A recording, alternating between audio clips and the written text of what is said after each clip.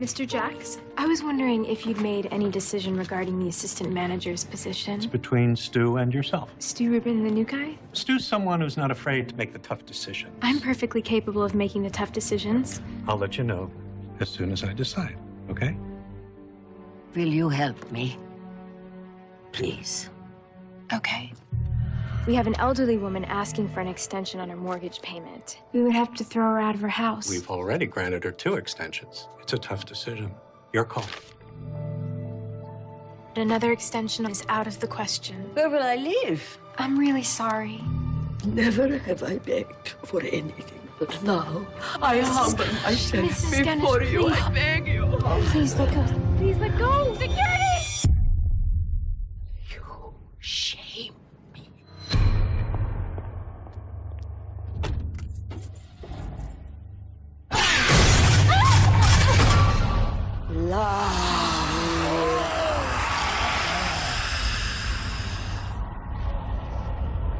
Soon it will be you who comes begging to me.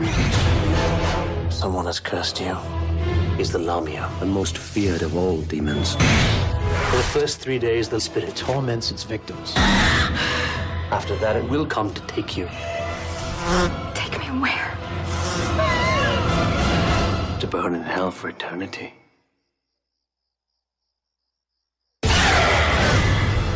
It's coming for me. Please listen to me. There's nothing coming for you. How do I get rid of this? welcome. You can give the curse away.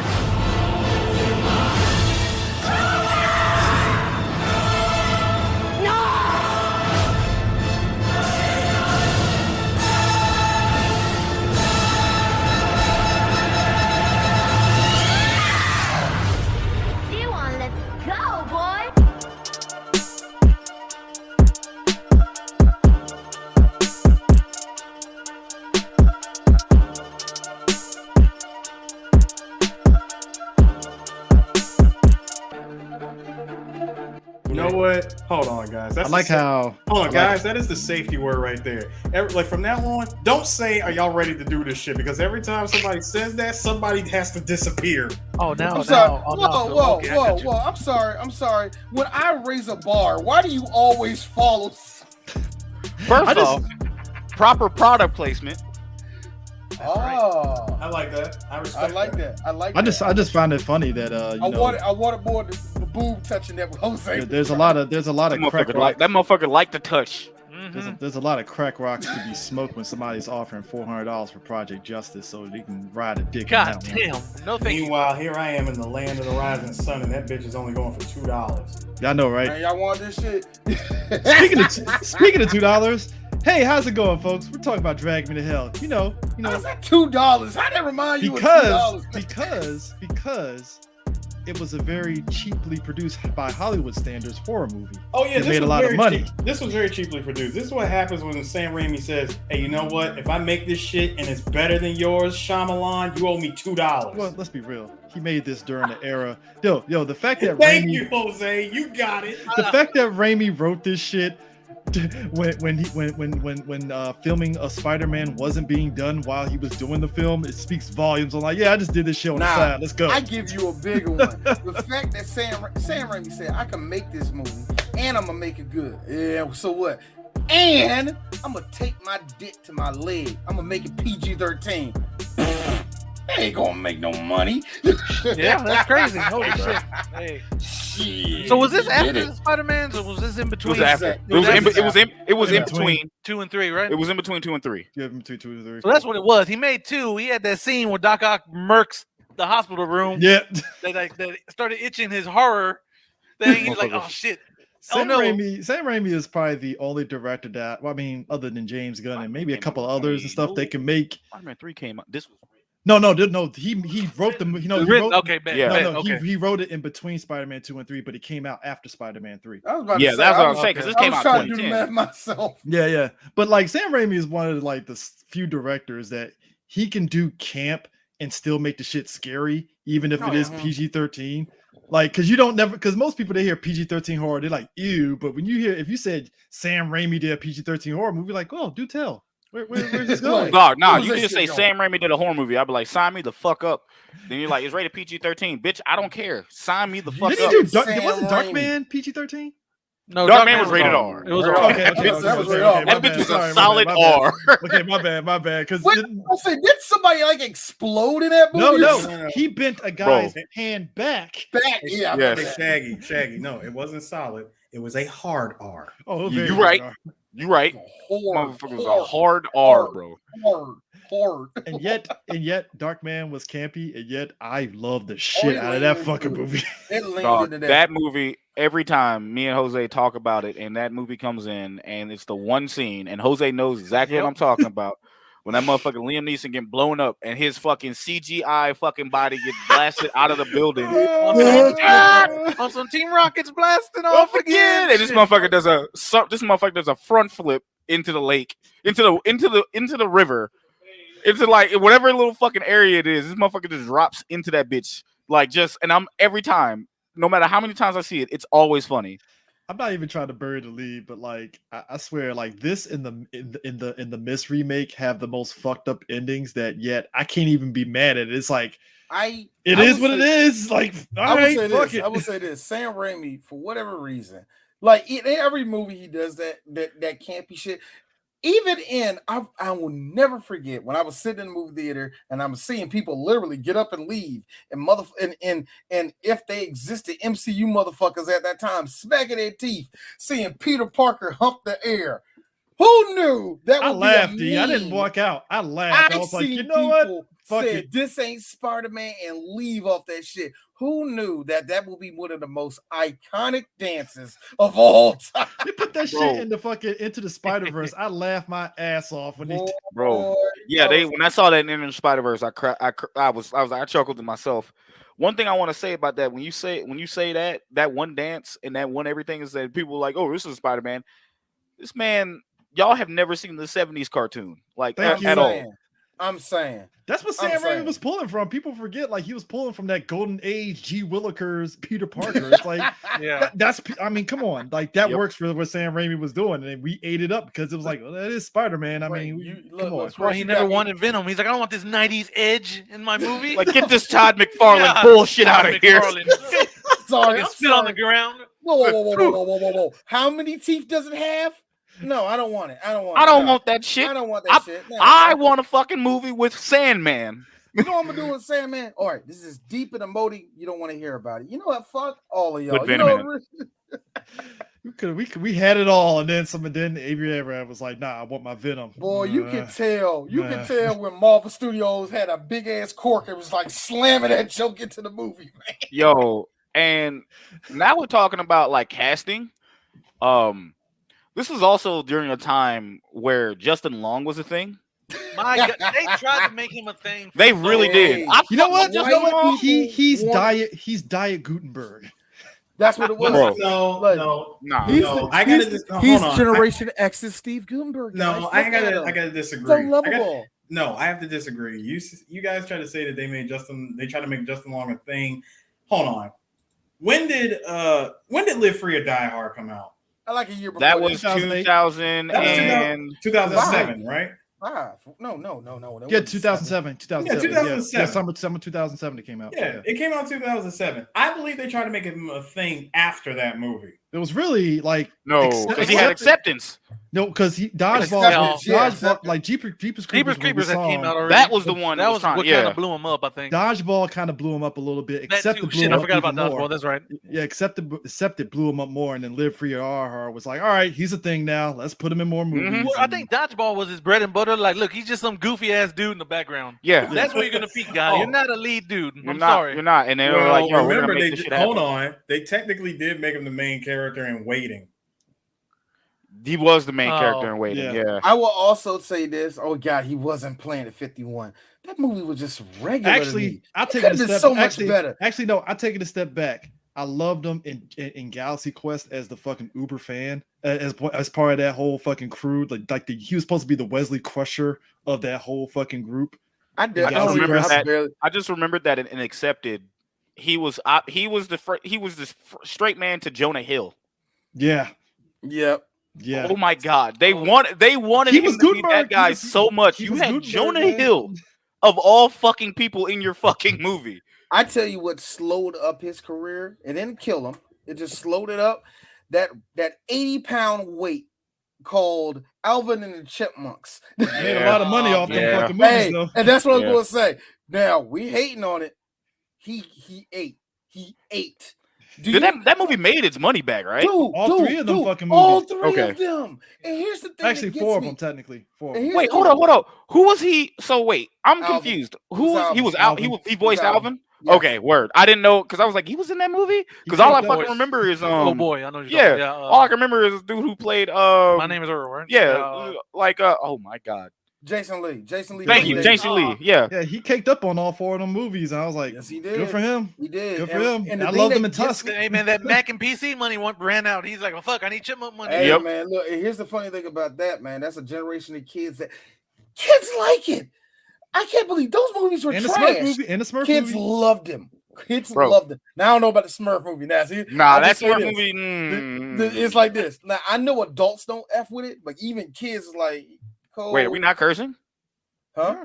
Are we not Yeah. cursing? Yes. we Okay, are. because you just said F, and I'm just like, oh shit, are we not cursing? No, I'm no, gonna say, no, well, no, we no. failed that Like, fucking thing a oh, minute. baby. Nigga, I done called you nigga 6 times on here. You're right. Hey, I'm just saying. I've You I've just said only what been the on- F, and I'm Hey, like, look, whoa, look, whoa, Shaggy, why are we don't- hey, censoring look, ourselves? Look, Shaggy, I censor understand. myself because I'm used to censoring myself. I get it. I get it. I was just like, yo, I don't know which mode. I was like, oh shit, dog. Oh, What trust mode me, are we Shaggy. in? I've done that when I've been on other people's shows. I have to stop myself. I'm like, this isn't 3BG. Oh, man, Can't it's do that. fun. It's fun. It's fun. It's like, nah, nigga, fuck that shit. And everybody in the chat. Like, what? CJ, you said nigger. No. When they do it to me, everybody, dang, Wayne, why you going like that? Here's me. Y'all do know who I am, right? Yeah. I try not to fake the funk anytime you guys invited me to a show where I'm on other shows mentioning like covering either horror, pop culture, sports, doesn't matter. I try to play the field to try to be like, what can I get away with? And I'm like, if I'm the only black person here, I'm not gonna say the N-word. That's the reason why you don't hear it on my show. I understand that because even with me, I like if I'm Yeah, on my white I would never friends- say such a word either. I got to scrap those old BNS episodes. Boy, oh man, Really? You have to scrap them? Don't you? no, Scrap I'm 'em? just saying, like, if we blow up and we become famous, Yeah, they are going yeah. to go You to know those how old many- episodes. Do you know how see many- the language Jose is using? I'm like, oh no, Not I'll just just that. say, I'll just say, Jose, I cape for you on Twitter. I'll be like, fuck And you, every man. now That and then- Mexican is our best friend. He can I'll do tell you whatever he something, man. wants. Let me tell you about that dude who works with the African American. You know we can't say black. Got to say African American. The community, yo. Bro. Every He is fucking an time. I'm asset. like, it's like, yo, the day I become famous outside of the fucking internet meme is the day I'm gonna get canceled. Because if they go back and scratch, I pray motherfuckers don't listen to fucking VNS. dog. And I'm not even saying what VNS stands for. Hey, look, Exactly. look, that thing that D and Aris did with G with Terrence Howard being Jesus, that alone would probably fucking cancel. See, I'm not even on that episode. Thank God. That won't cancel us. That won't cancel us. Dog, And I'm not on that episode. Thank fuck. It's one of the greatest episodes. It's the reason why That was why like we being are friends. that was VNS after I left. Like, Yeah. Well, it that was like it that was when Shag it was really it sad, so he had to leave. Like But that, nah, it was. Oof. But nah, man. But like Justin Long, and then you got Listen Loam. She was, you know, what's weird about her is that like she was like the independent. She was like the independent film girl for a minute. She was a Disney girl too, wasn't she? I think I don't Was remember. she? Yeah, she was. She did a Because bunch- this was she- during she, that- She now- voiced a bunch of Miyazaki movies. Now, check this out. This was also nice. during that time, and we still got it through the early 2010s, where a lot of the Nickelodeon and Disney kids grew up, and a lot of the girls is like, wow, there's a lot of rosy-cheeked, almost chubby blonde white girls walking around here. Yep. One of y'all bitches is gonna have to go, flink. So I was a so- Cartoon Network kid, so like, well, I- adults look, at that time. So like for me, like that's what really kind of made it funny to me. I looked at, I was like, yeah, there's a bunch of them at that time were doing it. But what made it so interesting for her was she did very well on this movie. Did all her stunts and all that shit. Yeah, I'm retiring. What, bitch? She just left. Hey, yo, kudos to her because she said, yo, it ain't gonna get no better than this. I'm out. I give it that. I'm out. I give it that. She retired after this, and then she kind of came back in like she did a couple or something. You know the movies you do for a friend because you're on one type. Well, she did that movie with Nicholas. Was it Matchstick Man? She did with Nicolas Cage. Yeah, that was. I remember she did. I remember. See, she had a career. I remember everybody loved her character so much, and the fact that Nicolas Cage had like Tourette's or some shit. Oh yeah, and then she voiced Nausicaa in Nausicaa Valley of the Wind when they they redubbed it with a new voice cast and stuff, and they got her. Oh no! Yeah, so she is kind of like sparingly, she's been in Hollywood. She just kind of is just like, eh. I think if you get out of Hollywood, get the fuck out. Get the out. I think she did Gamer after this. That's a good question. Did she do it during or after? That's Gerard Butler, right? Yeah. Yes, that was Gerard Butler, Dexter, like Terry Crews, and Terry Crews, which was that was a thing. That movie was a thing, right? It's like, hey, would you like to sit there and control another white guy in a video game? Yeah. And the whole movie really got me was like, yeah, it was like look at how perverted and nasty the online is. Nigga, we know that. Like, come on. It was like live action Oculus, and it's like, oh Jesus. It's like I've been watching people do the fucking Oculus for Resident Evil 4, so that's what Gamer reminds me of now. Every time I see that shit, I'm like, nah, you remember where everybody was doing it? You know when everybody was doing that virtual online thing where everybody was all talking to each other, a whole bunch of people did Do You Know the Way and all that crap? Yeah. That's what I was. Yeah, that crap. I was like, okay. What was that? That was a VR chat, right? Or VR chat or something like that. But when I saw that, I was like, I lived long enough. Do you know what dragged me to hell? I lived long enough. I knew this day was coming. You know what dragged me to hell remind me of? Remember that Stephen King movie Thinner? Yeah. Yes. Yeah. A better version of this. Yeah, it reminds me of the sensibilities of it. Reminds me of that because it's cheesy, it's over the top. Like the part where so the basic premise of it, this whole let's premise. Just go right in this motherfucker. Christine, that's Allison's. That's the character Allison's playing. She's a loan. She's like one of those loan. She's a loan officer. Loan officer, and she wants to, as in any of those positions, she wants to, get up in rank and stuff. So she has to be bold, climb the ladder, and be a part of the team. So she basically turns down a loan for a gypsy lady. And the gypsy lady catches offense to it when she get dragged out by the police. Like, you tried to embarrass me, you're cursed. And I'm like, okay, Jesus Christ. Like, well, now here's the thing. Because these trust for white women has eroded every year he's gotten older. It just has. It has nothing that he's doing. It's just that. No, that's a demerit. You're 55 percenters. Don't like this anyway. But the thing that gets me was like the whole movie starts out. Of course, we see our first victim of the movie has to be a little Mexican child. Nope, just has to be that way, Jose. I'm sorry, has to be that way. Get one of them in here. I don't care what they are. Just make sure he goes. That's me. Low key, because I was like, look, they put this curse on me. I'm just gonna rub myself with a nigga, and I'll be fine. So they have to prove that you just can't do that. I'm like, okay, this thing is a threat. It is serious. Guys, we have a problem. I gotta ask this for Jose. For you, what's up? Are you tired of that trope that they do in these type of films for Hispanic people? Like they always go to them for the supernatural stuff. It's just something I always wondered. Personally, I don't mind because I feel like that's what would happen. I'm not gonna lie to you. So it's like, it hasn't hit me yet. I'm just like, they probably come to some old Mexican lady like, so about this bitch that cries in the river, what can I do? It just reminds me of the beginning of Constantine. I was like, oh, it's another Hispanic family. All right. I know that. I think now, Jose, you got to be tired of that. Man, this horror movie, it's in Mexico. Okay. Is it a girl? It's a girl, a little boy? Oh, it's a man this time. Well, I hope nobody shoots him in the head. First victim. Thank you. Yeah. Thank you. Thank you. I knew my status as an American was solid in this country. I know, no, Jose, don't worry. We got a whole catalog of black torture that we had to keep. Oh no, we good. Don't worry. Yeah, exactly. Oh, we cover that shit. Yeah. Oh yeah. We cover that shit on here. I mean, because it's just like when you see where she gets the curse put on her, and then I love seeing white people get tortured in movies. So I do. So no, I love it. I love it. So like when old girl pops up behind the seat of her car when she's driving. Hold on. I want to before we go into that, I wanted to bring something up because we actually have the movie going in the background because I hadn't seen the movie in like a long ass time. But one thing I wanted to say was in the beginning with the Mexican child, like we don't know what he did, but he just got cursed, right?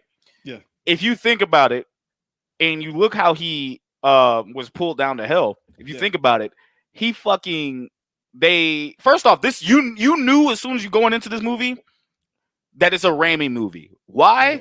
The camera is rushing towards that person's face. Yep. Like something being chased. Yep. Somebody's getting their ass whooped by an invisible presence. Yep. And like actually two people getting their asses whooped by a visible presence. And the hair is just blowing like something like adios mio. The hair's like fucking flying. Right. And then the little motherfucker, but it looks like, and I'm getting ahead of ourselves because of the end, but I'm not going to mention that. I'm not going to mention that, but like where the little kid gets thrown off the balcony, you know, they are put in the position to die, right? Yeah, that's literally how they died. And then you kind of you see him get like, there's no fucking way he lives that. And he fucking lived through it. And he's like, what's going on? And then obviously you see this motherfucker getting pulled into the title card, which just dragged me to hell. Like I gotta be real, that like the image of him and also old girl when she gets dragged to hell, I think that's a wild ass imagery. First off, yes, I'm gonna tell you this because not enough horror movies do it enough. Kids dying in fucking horror movies, A1. Why? It gives you that fucking little thing of realism that no one is off limits. Yeah. Like at that point, like I don't give a fuck. That motherfucker could be 4 or 14. They are dying. Well, like nowadays they cheat around it by just no kids. It's just teenagers, just to make. Well, no. Okay, so that's a fair point. Like go back to Fear Street. The way they got the Fear Street movie 1978, the way they got around it was they didn't show the actual death of the kid. They just showed the fucking remains after it. Like you knew the kid died. So and that was like rated, and that was rated R. So you can do it tastefully, but I always appreciate that it's like, yo, no one's off limits. I don't like a star, big whoop. They can fucking die. But a child, that's usually like fucking taboo. Like, don't do it. That motherfucker just got thrown off of a fucking got off of a fucking not a cliff or a balcony. He got like off the fucking stairs balcony onto the floor, looking like a fucking Splatoon character on the ground, only for this motherfucker to get up, be like, "What's going on?" And then big ass hand comes Actually, up. You're right, because they did in that movie Krampus. They killed a kid in that one. Yeah, I forgot about that. Yeah, I forgot about that shit. Yeah, it's like they don't like. You're right though, Shaggy. Like because you go into the movie thinking like, okay, none of this is real, nothing can hurt you, certain shit like that. When a kid goes out, that tells you that. And you were a parent, D. They got D. No. Some of these motherfuckers need to die. Oh yeah, no, just like for that innocent, like little fucking like child, and it's not like a child molestation movie, no shit like that. You know what, but I'm talking about like a fucking straight up horror movie. Like I was telling that suit not too long ago. I was like, a lot of that don't mess with me. The thing that messes with me is when a parent dies. That fucks with me.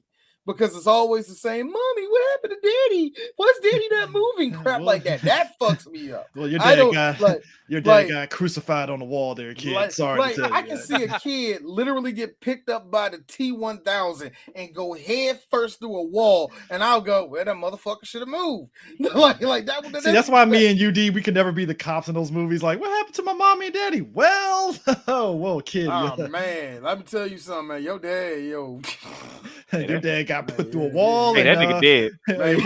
We're currently looking for. It's like he got caught slipping, bro. There ain't nothing we can do about that. Like, we're currently looking for his head. Don't know what to tell you. So, bro, it's crazy that you say that shit because I'm thinking of it like it's crazy. Like you said, you and D can be cops, and I'm like, me and Jose are pretty much Jay and Silent Bob in these fucking. That's literally like you put us in your movie. That's literally what we are. A short, loud ass man and a fat motherfucker in an overcoat. That's literally us. I mean, Like, this the way she handled. Like in her position, I don't know whether I can handle the curse. I'd be like, you know what, just go ahead and drag me to hell. No, here's the thing. Chris. Now here, I hear what you're doing. This is what happened. That we, like you said, go in there. Old woman, like, well, I'm trying to pay back my house, but I just need a little more time. And she's like, let me talk to my boss. Boss, look at that shit. Damn, that's fucked up. Yeah, this on you, bro. You make the choice. Yeah, exactly. Yeah, like it's crazy because you know she wants to do the right thing. Yeah. And they're kind of like, no. I mean, if you do that, we're not gonna fuck with you. Yeah, she also wants to be the boss, or she wants to get that promotion. So she's like, shit, I'm gonna impress you, fucking crazy, creepy old manager guy. I mean, it's either stay stagnant and give her the loan, or B, go up in rank and don't give her the loan. So take your pick. But it's like, do you know but put yourself in that situation. Like, do you know, like, would you, if you were in that same situation, would you do some shit like that? You know what I'm saying? Like, we've all been there to where we're like, yo, I would like to not be in this position anymore. Right? I would like to like move up. Now, a real nigga like me, I'd be like, yo, this is what you need to do. I'm like, hey, look, this is what you need to do. This is how you do this. Like, I might not, now see, are you asking me like, well, Shag, are you doing that for us? Like, I might not, but I might help her another way. I will say this: when she bend, not break. When she did that whole little thing, like, well, we can't do it. Like, it was her opportunity to do so. Now, here's the thing: the choice was always hers. Yeah. What she didn't do was own it.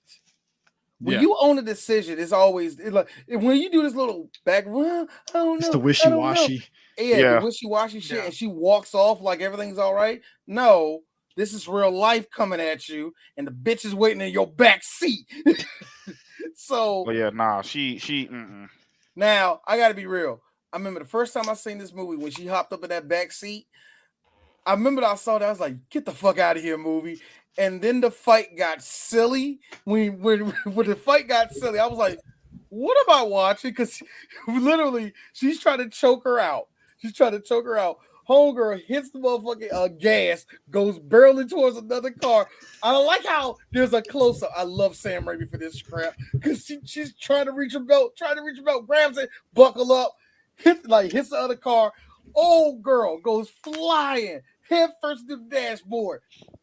False teeth everywhere. I'm mad it was like, listen, I'm mad it was the false teeth. I'm mad it was the false teeth that fell out, and I didn't get to see the ragdoll physics of an old woman flying head first through the windshield. I was waiting for the one where she like crumples up in the windshield. She didn't have to go through it. Just see the body just getting kind of folded.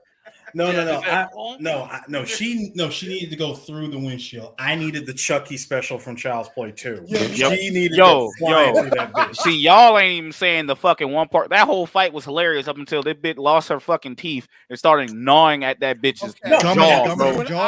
Hey, man. When I saw the gnawing, here's me. Sam Raimi. Exactly. Thank you. That is Sam Raimi shit. Because I'm sitting there going like, I'm watching it now. Like, good Lord, this is a Sam Raimi movie. This is a Sam Raimi ass movie. Because he's doing some Evil Dead shit. That's what I'm saying. I was looking like fuck it, I lost. Like fuck Evil Dead. It's Evil Dead. Like fuck it, I lost my teeth. Sam. Like fuck it, I lost. Like fuck it, I lost my teeth. I'm gonna gnaw this bitch to death. Bro, Sue, dog. Them teeth were sharp as fuck too. They were. They were sharp as hell. I'm like, yo. I like when she grabbed her teeth back again, and you heard like almost like a shotgun. like clicking them bitches back in. Like, yo, I'm reloaded. No, Shaq, you know the part that had me rolling was the fact that she tried to go into that fight without her teeth, and I had to pull that move from Martin, where I was like, I pointed at her and said, "You done lost your advantage, son." Dog. You lost your man. That's negative 15 on power right there. You ain't. I don't know, man. That's like it's like you done lost your advantage, bro. I don't know, man. I know she had like plus 15. She had plus 15 on the frame data with that stapler though at the beginning of that fight. Bro, hey man, she was getting. Dog, she was getting fucking hammered with that stapler. But here's what fucked me up though. Here's what fucked me up though. She shoved that fucking ruler in her mouth, and I'm like, that would have been a fucking insta kill in certain movies, bro. Because she stapled her eyelids shut. And I was like, That how the bitch was fuck she shut. was accurate? I was like, that's some accurate ass stapling. Just bam. Bro, I'm she like, said yo. bap, bap, bap, fucking staple here, fucking staple in the eye, fucking staple in the cheek. Big I'm ass like, forehead, yeah, just right in the fuck. She had like what 3-4 staples in her shit, and then like I'm saying like the death blow would have been the fucking stabbing that bitch in the head or in the throat. She literally shut that chick's Sharingan Shot- down on no, that one. No, my girl shot the ruler right out of her throat. Bro, she had no gag reflex. And I was like, no, bro. That wasn't a gag reflex. That was that snapback. Bro, she ain't had none of that shit. Bro, that snapback fucking lethal, bro. She shot that bitch out like a gun. I saw and I'm that. just I was like, I bet back in the day in Warsaw, you was the shit. Boy. I said, I bet you was the fancy. I bet you was like, I bet all them motherfucking jip, like they say I'm here for fucking Lucille, whatever. Hey, yo, fucking baby, name let was. me get some like, of that yo, mamushka, boo. yo, look, hey man, I'm here. I know I fucked that up. Yo, I'm here for that tikka masala. I'm not talking about the goddamn She had that fucking old lady had that fucking. Show me that hairy Armenian, baby. Bro, I know y'all don't shave. I want it. I'm here. Listen, I am here for all of the borscht. Dude, she put yes, all of it. Hey, look. To the last drop. Right. I know y'all Armenian chicks don't shave, so you know. Hey, pull bro. it out. Pull it out. She popped off that fucking gypsy Shuriken eye on you and shit. Let me see that. Bro.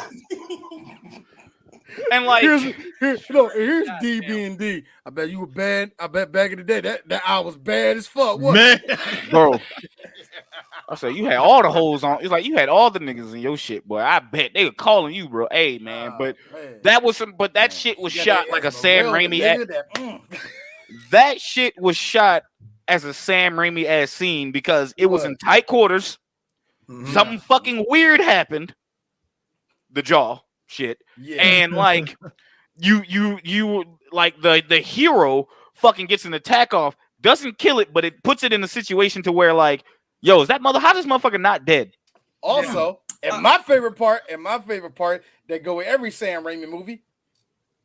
All right, common sense left. Keep going. Yep. By the way, Sam. By the way, Shaggy.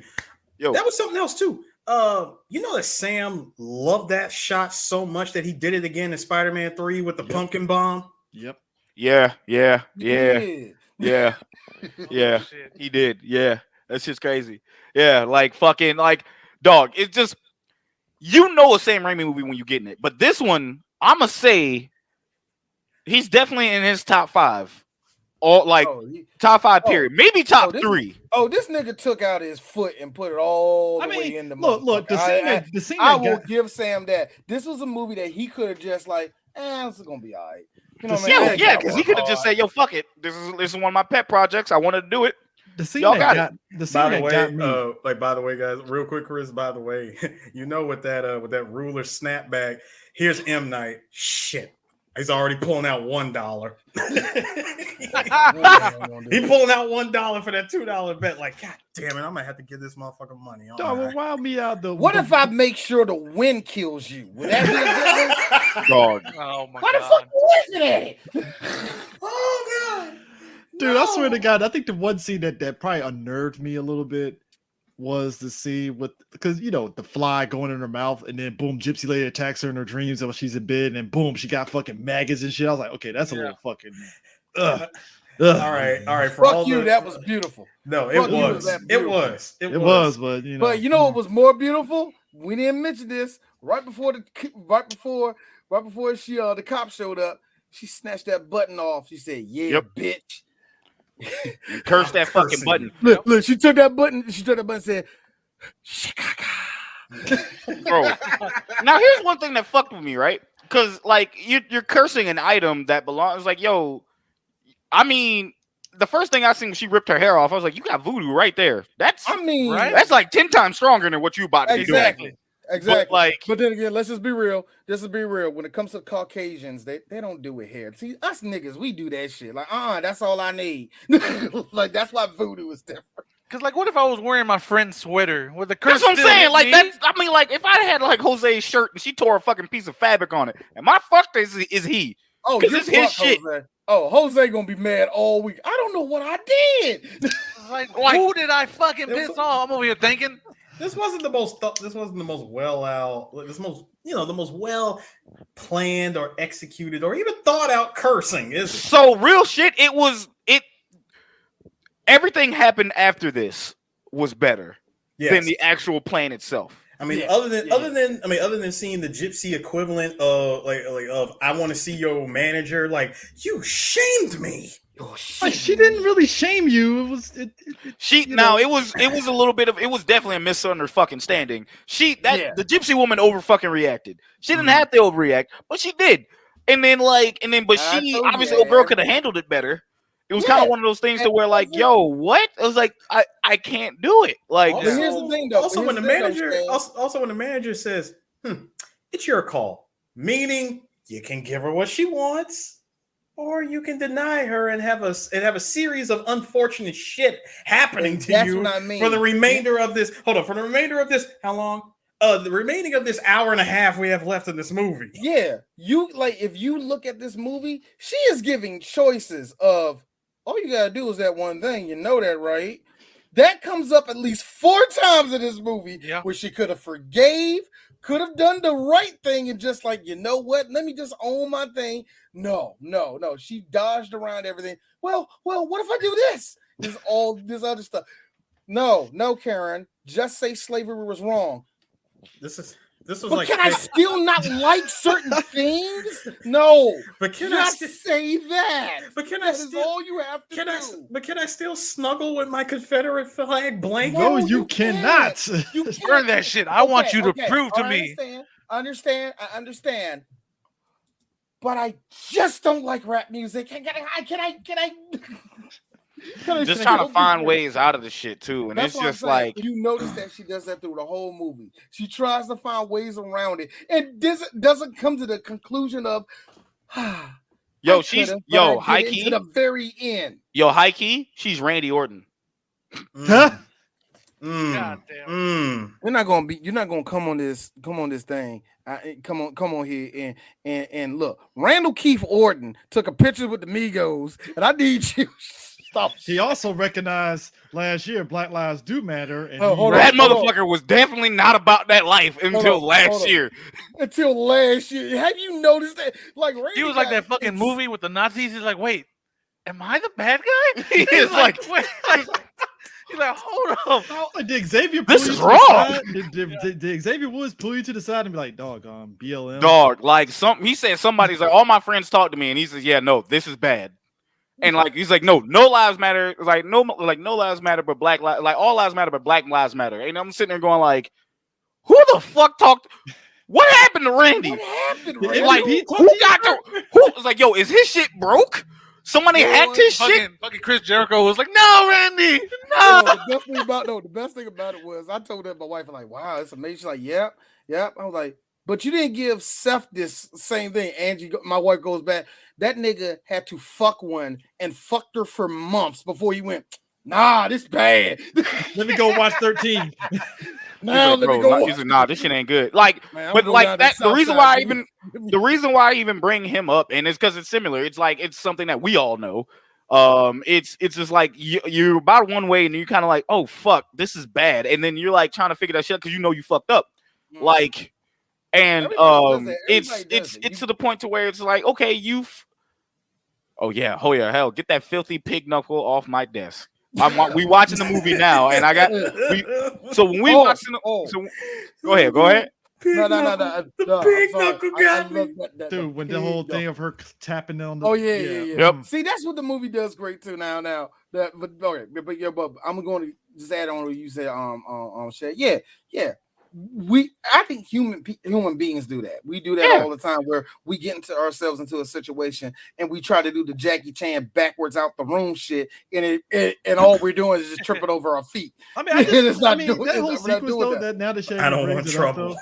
Bro, want trouble. If you want to talk over the top stuff, it's the fact that her nose bleeds and all of a sudden, that part just came up, dog. And I'm like, because it's like like because again, hadn't seen it in a minute. So when I was Sam watching Raimi. it for this, I was like, oh, nosebleed. I was like, how would you willing to bet it's going to end? There's a spray. Sam Raimi, just I done. mean, like a fucking shotgun blast. And Like, I like how a not just coworker took the opportunity to look around, like, let me go ahead and grab these papers over here and get out the hell out of here. Not just that, but wasn't this the movie that started the whole fake vomit and nosebleed spray shit that you see? No.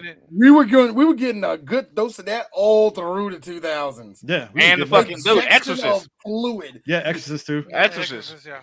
Okay. Yeah, a lot of Evil Dead 1 and 2. Okay, I just wanted to be sure because I remember movies were doing there was like a whole slew of There's movies a time. in the I know 2000s what you mean. that did it. No, I know what you mean, Sue. I know what you mean. It was just like it's just like Like, was this the movie that said, "Hey guys, let's do this for the next 10 years"? It's one of those things to where there's a lot of shit Sam Raimi does, and we've all seen Sam Raimi films, so we know what the fuck he brings to the table. And it's like paint by numbers with him, and it's not bad. If you see a Sam Raimi movie and it doesn't happen, you're fucking shocked. You know, and see, it's not like a Kubrick movie where Kubrick has to is like, nah. You thought that was the thing? Fuck no, that's the thing. Yep.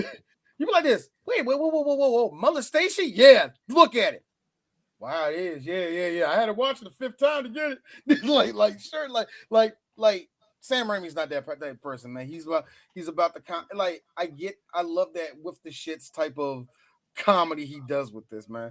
But her coworker is just some all right.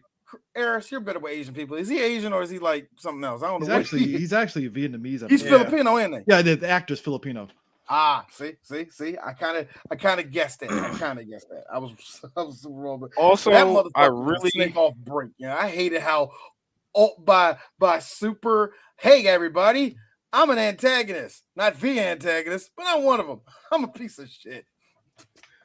Like sloppy steaks. I'm a real piece of shit. God. Well, I mean, oh boy, that's the coworker. He's Eris's boy from Fast and Furious. That was quiet. He was part of Johnny Tran's crew. He was the dude with the pants. Yeah. The Asian cat. Yeah. So y'all know him from that. I know him from fucking Grim. Yes. Yep. Grim. Sue. He was fucking Grim. I'm sorry. Dude, he was Braga. The fact that y'all know him as Johnny Tran's goon. This was killing. Yeah. He was his second in command. Yes, he was. He was second in command. No. All of y'all got that shit all wrong. No, he wasn't the second. No. D.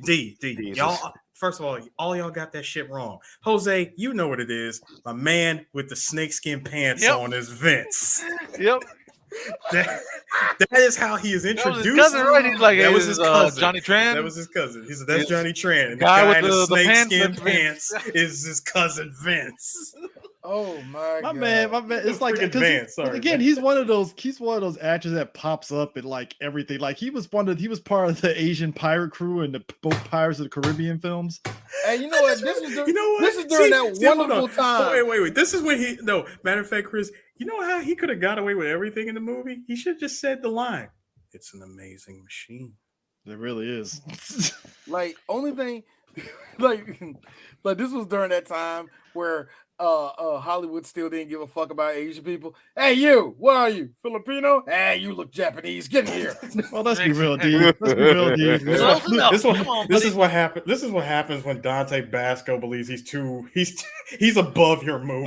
Sir. There's a reason why Lou Diamond Phillips has had a career of playing every fucking Asian ethnicity under the sun. Hispanic. As I said, Chris. Dante Basco, not so much, sir. He's anything like okay. Lou Diamond Phillips could be Asian. Hold on. No, I'm saying, Chris. This is like I said. The man acted like he is high and mighty. He's like, screw this. I'm gonna go and do Blood and Bone. Yeah, but No. I look. Fuck you, Super. Make me realize Blood and Bone is still a thing. No, what movie? That it is, and he's in it. It's a good thing. I forgot what show Lou Diamond's in right now. I think it was. I forgot. I think it just went off the air. Regina Carano. But whatever show it was. Go ahead. What were you gonna say, Jose? What were you gonna say about Jose? What were you gonna say about Lou Diamond? That man could be either your Asian, your Mexican, or your Native American actor. It doesn't matter. That is his range.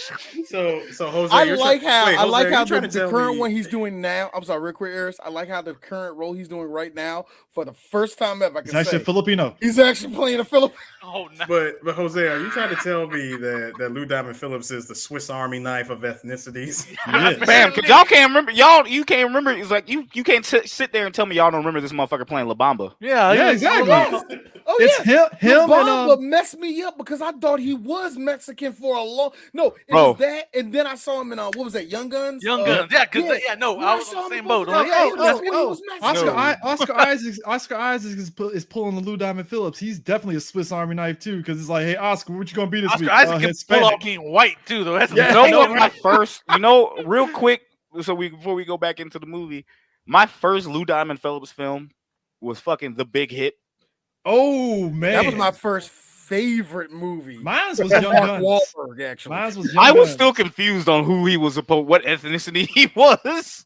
Hey, here's what fucks you up though. You watch him in Young Guns. I thought he was Native American, right?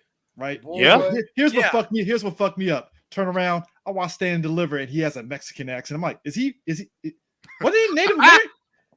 He said, all right, I guess he's Hispanic. I guess sure. All right. You all confused and shit. One of the best things ever. My dad was like, God, man. Like that like I always see that girl in every show, man. What is she like that? I'm like Rashida Jones. Like, yeah, that's Quincy Jones' daughter.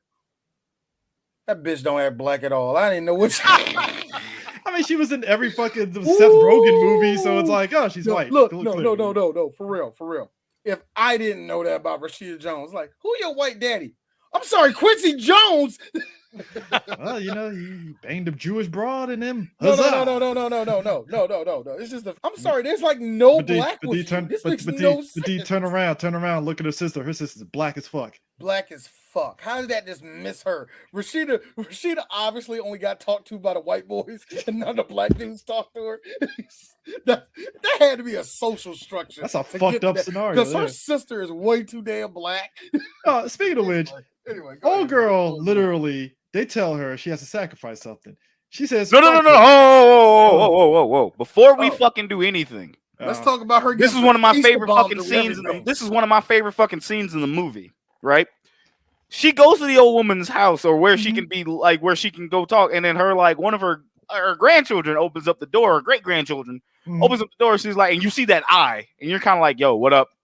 Like you open, she's like, Uchiha. She's like, is she here? And she's like, and it's Sam Raimi, so you automatically expect it in your brain that person's fucked up or that person's not real, right?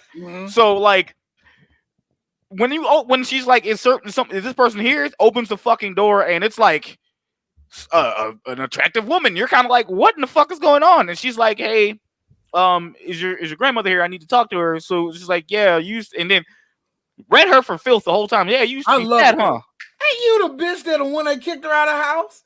Yeah. Like, weren't you the fat bitch too? And she's sitting there like taking all this. She's like, that's a one thing. It's a real quick thing, and I didn't really see it till the second time I saw this movie. There was a picture of her when she was smaller, and it's a straight up gut. It's a straight up gut. No. It was no. And the irony of it was that it fell out of her cookbook. Man, yeah, dog. It was crazy because it was like, okay, she like it was like because you said a thinner reference, and I was like, yeah, well, you used to be fat. She's like, she's taking the abuse because she knows she needs to go talk to old girl. She's like, yeah, you're not allowed here. She's like, please, I need to try to do this and set everything right. It's like, so you want to set everything right because you know you fucked up, right? She's like, yeah. She's like, all right, come on, I got you. Come on. To keep it a stack. It would have been like to keep it a stack. It would have been hilarious and downright fucked up if behind that door you only see the eye, but it turned out to be the truth from Full Metal Alchemist. That's bro. Oh goddamn, dog. Hell no. Because all you saw was because seriously, all you saw was blackness in the eye. Fam. And here's the crazy shit though. Like I was saying before, like. Old girl opens the door, has a fucking beer, and they're walking downstairs, right? She's like, yeah, I'll take you to her. Come on. that was the greatest fucking turn because when she got down there, it was a fucking wake because old girl died. Mm-hmm. Yeah. So you couldn't get the curse off that way. And apparently gypsies have funerals like black people and Spanish people. It's a party. Oh yeah. They down there. Food, they down there, the fucking casket open and shit. And I'm just sitting here going like, yo, you got okie doked. Cause it's like, what am I supposed to do now? And she was like, and then it's like she gets close to the casket and that shit falls on her, and then you just see like fucking old girl, the lady fall on her like embalming fluid just falling into her mouth. Now it's CGI. Yeah. It's fuck. Yeah, it is. But it's like embalming fluid just pouring into her. And I'm like, how the fuck are you not gargling right now? Like, she's like, get someone, get her off me. I'm like, dog, no. All that embalming fluid that should be in your fucking throat, you should be like fucking vomiting. Because her mouth is perfectly parked on her chin. And she's like, help me, help me. And it's fucking just embalming fluid just pouring into her shit. And I'm just like, God damn. You know, at this point, I had to start playing the drinking of your choice, beverage of your choice game, which is take a shot every time this movie wanted to show you what her throat do. Bro, hey man, I like, you know what made that scene so better? They picked her ass up, your girl. Oh man, you dead, bitch. Like you dead. Like I don't need everything like, that's bitch. I have no room. My house coming. No, bitch. My house has no room for your demons. Get the fuck out of here. But just the fact that her dead body literally, but the fact that her dead body literally rips her whole hair out when they're grabbing the body up off her and shit. I was like, that's a tight grip that fucking dead body got. Just personally, look, Chris, personally, listen, y'all. Rigor mortis is a motherfucker. Okay, personally, from D, bro. Yes, I can see a white bitch get her hair yanked out all day. Bro, no, the crazy. So the crazy shit is again proving us right that fucking voodoo works. Like, what do you do? Like, you snatched this bitch hair twice. Yep. Oh, she'd have been dead by Tuesday. Even better. As soon as they put her back up on the table, you see the body looking at her. Yeah, like bitch. Like if you don't take your white picket fence ass out of my house, bro. Now take your ass on the other side of were they in LA? Where were they? I honestly don't remember. San Francisco. I don't know where the fuck. No, I honestly don't remember where this takes place. I think it is in California, though. I thought it was San Francisco or some shit like that. Yeah, it is California. The movie takes place. Yeah, it takes California. I don't know where in California. It's because Justin Long is right there. Now, one of the funnier lines, actually, I remember saying, because I was in the movie theater when I saw this the first time. The second we saw her at a computer, it was an Apple. Some dude behind me. Of course, it's a goddamn Apple. I'm a Mac and I'm a PC. Just like just don't be fucking with PC bitches. Like, Windows XP, not on this. No. The crazy shit about Justin Long in this movie too, like he really played his role well. Like he's a likable dude, concerned husband, like concerned. Yeah. But he comes from a wealthy fucking family. Because we're at the part now to where they're at during the family dinner. Yeah, they're meeting the parents. The mom don't like her. Look at this poor country hick. How dare you? Exactly. First of all, did you like how his mom threw shade at her way earlier in the movie, saying, "Hold up, this girl from the farm." Like, this is really not the time for you to be messing, with girls like that. Listen, I was talking to so and so. She's this, she's that. Mother. She's got a whole ass career. That is the type of bitch you need to be shooting the club up in. Mother, seriously, mother. And as old as I am right now, I need grandchildren. When are you going to give me that, son? Mom. She rocks my dick the way I like it, so I'm exactly. But that's not the point. From the farm, she's very hands-on. Listen, son. That is besides the point. I'm just going to tell you. This one right here. She will advance your career, and she will be there to help you. Mom. We talked about this. You don't want half Asian children. We're talking about this, and I don't know why you keep mentioning her. Because that's all that's going to happen. Real talk, mom. Real talk. She's a good peck. I'm gonna blow her back out. and there's going to be like 8 of those motherfuckers. Oh yeah, and I'm naming half of them Vietnamese names just to fucking piss you off. No. D, hold on, D. I got the best way to end it. Hey, Fo, bring your ass over here. Listen, D. It's either Christy from the farm or Christy from Van Nuys. You need to go home. You need to go home. I said, get out of my house. Get out of here. No, Get out of my house. Yo, I like her. That's like the her irony. mom, They're but- both named Christy. But Justin's mom in this movie looks like Penis is allergic to her. Just like she looks like it's like I don't know what bitch is made out of, but I'm pretty sure she's like the compound for it. Like really, like she looks like anyway, whatever. She's from something. It's bothering me because she looks very fucking familiar, and I don't know where she's from. No, D, I can sum it up for even better.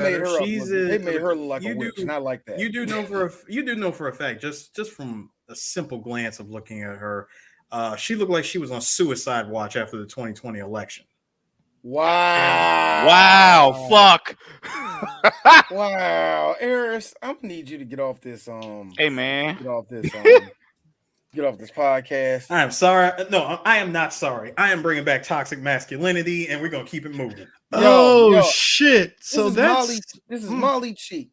Molly Cheek has been in a bunch of movies. She's Harry and the Hendersons. She was in an American Pie movies. Old boy that fucked the pie's mom. That's where I fucking noticed her from. Yeah. That's why you kept talking about moms, and I'm kind of like, hey man, so that's Stifler's mom. No, that's not Stifler's mom. Sorry, not Stifler's mom. Yeah, Jim's mom. That's Jim's mom. But she hasn't been in anything else. I'm mad that we know that movie growing up. Like, no, that's Jim, nigga. That's Jim. That's Jim. Stifler was the one that put the laxative in dude's drink, and he had to take a shit. Oh, fun fact. She was also in Spider-Man 2, so this is her like second Raimi movie. Well, you know Raimi's gonna put his people on. You already know that. he's gonna put somebody. He's gonna. She was in the not hit, but television show Harry and the Hendersons. I know that had nothing to do with Sam Raimi, but it kind of does in my book. Bro, Harry and the Hendersons just feels like a Sam Raimi sensibilities. I'm sorry. It had 72 episodes. Yes, it did, D. And Kevin Peter Hall was Harry, a black dude. Awesome, bro. It's great because it's like you see this. It's kind of funny because she's like she's used to playing a mom, and I'm sitting here looking at her like, where the fuck do I know her from? Like, just where do I know her from? And it was killing me. So I appreciate. It's just the fact, like, you know, I've seen hate that parents have, with the mom or the dad have contempt for their child's significant other, but that was it's like with white folks, it's like another level of just like disgusting hate. It's a social thing. It's a social status. Yeah, it's definitely a social thing because like you forget he's made of money. Well, he's a professor and his parents are well off. Yeah. They just looked at her like she's a loan officer. She literally she lost weight. She trying to look good, and then this shit happened. Like, you know, she's literally though. Like her mom, I can understand. Her mom would be looking at her like, "What are we gonna have to talk about? Like, what conversation are we gonna have with you?" And who knew? After all that talking, she just basically said, "No, I don't talk to my mom." Oh, why is that? Like she was an alcoholic. Like mom, this is not the time. No, she a grown ass woman. She's an alcoholic. All right. Yeah, my mom's alcoholic. Fuck her. That's why. Oh, well, I understand. I understand. You got backbone. Yeah. I like this one. Oh yeah, hey guys, let's talk until something ominous happens. And something did ominous happen. Because as they were talking, she looked down at her nasty looking ass cake. But whatever. Dust cake. I mean, yo, white people. That cake looked fucking. Yes. Yo, I was thinking of that. I was like, why does this cake look so fucking dry? I don't know what type of cake this shit is.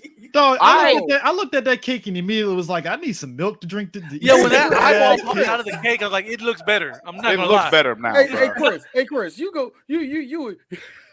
a high Sedini, Prince George's County nigga like me. You ever go to Copper Canyon and they give you the breadsticks? Don't look just like that, just brown and dried out.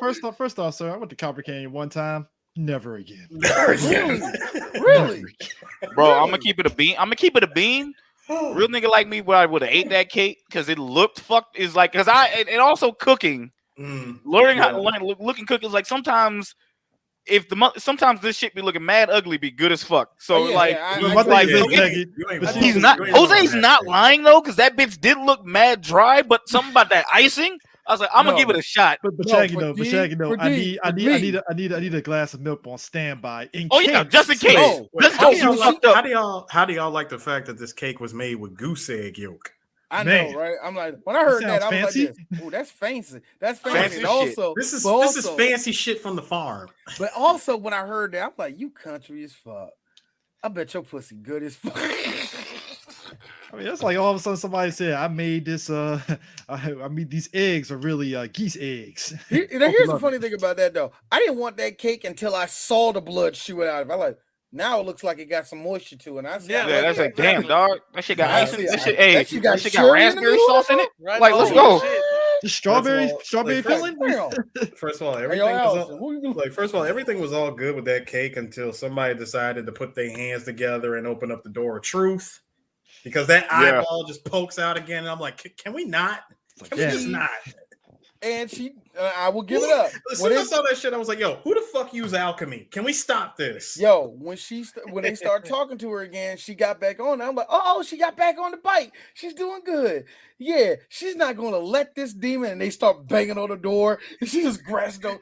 I said, I can hear you. I can hear you. When she does that, me and my wife at the same time. That's the wrong thing. You need to say, I'm sorry. I am sorry. There is no forgiveness coming out of your mouth. No, you're fucking it up. Hey, D, how about the fact that you think that everything was all good and she went back for that fork and that fork yeeted itself? My favorite thing is this. Okay, now, did they see that fork go in the air? Was it all in her brain? That's what I was thinking. Nobody saw it. That conversation was so deep and heavy that nobody noticed nothing that was going on with this woman. Yo, this poor woman. Till she had that breakdown, I just find it funny that we get to and this is the part that again, it's Sam Raimi when she goes back to was it jazz or whatever and stuff, and number one. She basically said, go ahead and run me 10K and then we can do the seance. And I'm like, wow, just 10K off rip, huh? You know what? No. Hey, whoa. Like this one other fucking thing. Cause before that part, she goes back to work only to find out she's not getting the promotion. Yeah, her boy gets it. And the promotion is given to again, my man with the snakeskin pants. Matter of fact, he wore the pants. He wore the pants to work. Thank you, Jose. I said the same shit. Bro, like she again showing you that just because you trying to play ball don't mean you finna get that assist, my guy. Like he sabotaged it though. Hell yeah, he sabotaged. Yeah, it's like he sabotaged the fuck out of her because you should have did what you should have did what your gut told you to do instead of trying to play nice with these white boys. You shouldn't have did that. First off, you're a woman. So that's not gonna happen. Here's the funny thing. It is one of she those gave things. a girl her loan. She wouldn't have got cursed. She'd have did the thing. Promoted anyway. I have to. That deal through. Yeah. I have to say, Isaiah Washington taught us a really important lesson back in Romeo Must Die. Y'all messed up when y'all thought that this white boy was going to give you a piece of their game. I mean, really, man. You thought you were going to own a team, an NFL team, nigga? Whoa. Christine. Assistant manager, a young professional white woman. Sorry, Christine. There's a lot of Hey, Christine, I like the spunk, but none is coming out of me when you're around. So guess what? No, we're going to give it to him. Give it to that guy. He knows what he's doing. Hey, minority hire over here. We can give it to him. Actually, that's probably why they gave it to him. Do we give it to the white blonde girl or do we give it to the Asian? Like the white. What type of Asian? Doesn't matter. The white blonde girl who has been working her ass off to prove herself. Like the Asian checks all the boxes. No, it's like this. Or should we give it to the Asian who's actually doing a lot of moves? He's really exciting. Or should we give it to David, who just came in here yesterday and apparently he's smoking coke. He's smoking crack in the bathroom. I like Dave's ambition. Here's the wild part. David would have been played by Sam Raimi's brother. You know what I did mean? it perfect. Yeah, It would no, been exactly. perfect. He would did it perfectly. It'd be like, all right, cool, that works. We give it to the crackhead, give it to the Asian, or we got to give it to the woman. You know what? Here's the thing, and I know, grunt, and I know, woman. and I know we got quite a few. Yeah, we're saying it in this one, yeah, because they straight up just. It's like this is one of those situations where white women get too ambitious and forget that they forget much and dip they on your forget. chip. Come on. Exactly. Whoa, brother. Whoa, This now. is one of those situations where a white girl's like, "No, I'm winning the game. We're playing Monopoly, bitch. This is dominoes. You just messed up. You're punching too close to God, ma'am. Might want to simmer down. Whoa. Icarus, the sun is gonna melt your wings. What are you doing?" Oh, damn, sister. Oh, man. Hey, I need some more water. Chop. Let's go. Nah, dude. Not cold enough. Not cold enough. I'm just saying, you know what? Only in the fictional world of this one where we have a white woman that says, you know what, I got 10K on hand, because me, I would have been like, you know what? I don't have 10K right now, and these credit cards are maxed out to the max. I'm like, can you kill me already? I'm trying to go to hell. Ain't no way in hell. Hell is worse than earth. Come on, guys. Bruh. So daddy, you gonna give me $10,000 for what, bitch? A seance. I'm all right.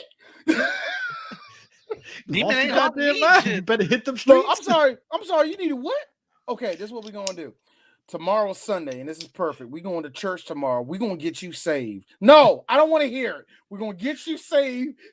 Yo, you know what? You know what, guys? And I ain't gotta spend no money. But D, you know what? You just predicted a good movie. Can you imagine if there was a scene where she goes to church and she gets like baptized, and all of a sudden it turns into a heaven versus hell movie and shit? I need that picture of Jesus where he's swole as fuck and he's just ripping the nails off the cross. Like, oh, he's like, not today, Satan. Actually, now see, Chris, cutting the promo. Cutting the promo on this demon. So Chris. You know I was standing on a cloud. Oh my God! In a perfect world, Jesus would be played by Randy Savage. He's like, "Oh, Mr. Demon, no, not today. I got you for 3 minutes. 3 minutes. You would have worked. Every time I come around here, and every time I come around here, I see the same demons coming out here trying to talk to the macho man. But I ain't gonna play it, yeah. Put him in a place, yeah. You get like 5 of you. I don't care how many it is, yeah. I'll bring him all together. Got you for 3 minutes. 3 minutes of Jesus time. Wow. Yeah, God, yes, he's in the Raimi universe. I just said that he's in the Raimi. It would have worked. I'm really, he was in the universe. But you see, at that point, that would have fucking worked. At that point, you would have to. That would have been like, I would watch this at that point. You would Big have Wolf seat. See, here's the thing. If I'm doing it, I'm going to Sam Raimi. It's like, Raimi, can you put this scene in the movie where she doesn't go to any church? She doesn't go to a Catholic church. That's too predictable. You gotta give it to a black church. Black ass church. Now, church. Here's the thing. She makes it through the whole long ass service. And we should come on. 3 hours later. Look. They go to baptizing. And the second she touched that water, it turns into Sam Raimi bull crap. Like the water ejects, or it gets hot, or I don't random know, old black lady faints. Random old black lady faints. Everybody's like, what is this white woman? Get her out of this church now. Yeah, he'll be like that. Get this white woman out of here. Oh, Sam Raimi. Dude, but a 10K for a seance, she got finessed. Yeah. Dog. Finessed. Big finessed. Complete. I might be fine. Because I think that demon would have came up to me. The demon would be like, damn, you living like this? Dog, for real. Damn, never mind. You know what? I'm just going to skip you. Pretend I hunted you for some days and we'll just... Yeah, well, I'm moving on. I'm gonna take my time to get you. I'm just gonna take my time to get you because obviously you need to get your shit in order before I take you. The fact that her cat that she sacrificed got vomited during the seance, I'm like, well, boy, they you made it so bad. And that goat was like, motherfucker's like, yeah, just fucking cat. Like, oof. Okay. Now, Jose, I got a question. I have worked with a lot of people from fuck it, I know your people. Why switch to Spanish for zero reason when you were speaking perfect English? What's the no point? idea. Like it should have been Latin. Like why are you not talking Latin? That's what I thought too. So yeah, Like, I don't know. That was again, weird. Jose. That was Sam Raimi's like Spanish, Latin, same thing. They're close Here's enough. the thing. Here's the thing, Jose. I can't speak the language. I can read partial of the language, but I know y'all motherfuckers when y'all talk. I know when y'all talk. Only thing I haven't figured out is white people Spanish, and that is hard to really realize because it's proper Spanish. Street Fighter. It's like no nigga in it. So oh goddamn. No. There's like no, whatever. But anyways, that being said, though, I was like, she's like we're going to make sure that the and she just started speaking Spanish and like she want to make sure that the demon's behind blah blah blah. I'm like, bitch, you could have said that in English. Don't do that. Don't do that. Your English just didn't disappear. Where you was like, yes. I'm like, wait, why are you talking Spanish? Isn't this a gypsy demon? Shouldn't you be talking some type of other language? Of all things, Hebrew would be one of the main ones I would go for. Shoot. Like, yo, I like that's what we talk about, Jose. Why y'all? Why does it have to be y'all? Because we got too much shit, man. We have Lechusa, we have a Chupacabra. They figure they got to be able to. They got to know how to deal with something. They've been dealing with shit for years. No, the one so they're like, yeah, they got that. They know what they're doing. All right, Jose. Last year we did well, I think probably the year before, maybe last year we did Devil, and I told Chris I have never taken no movie serious ever. The second that dude's sandwich hit the ground. Mi madre, she told me about if you drop that. I'm like, nigga, no. You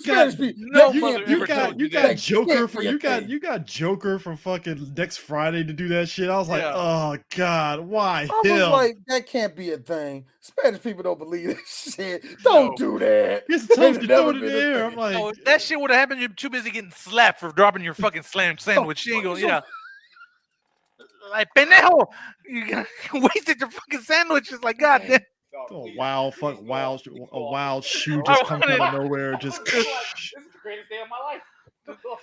Levante el pinche sándwich, no estás en el cron. Levante sucio. No, todavía está bien. Cómelo, cabrón. So at this point, she figured. So at this point,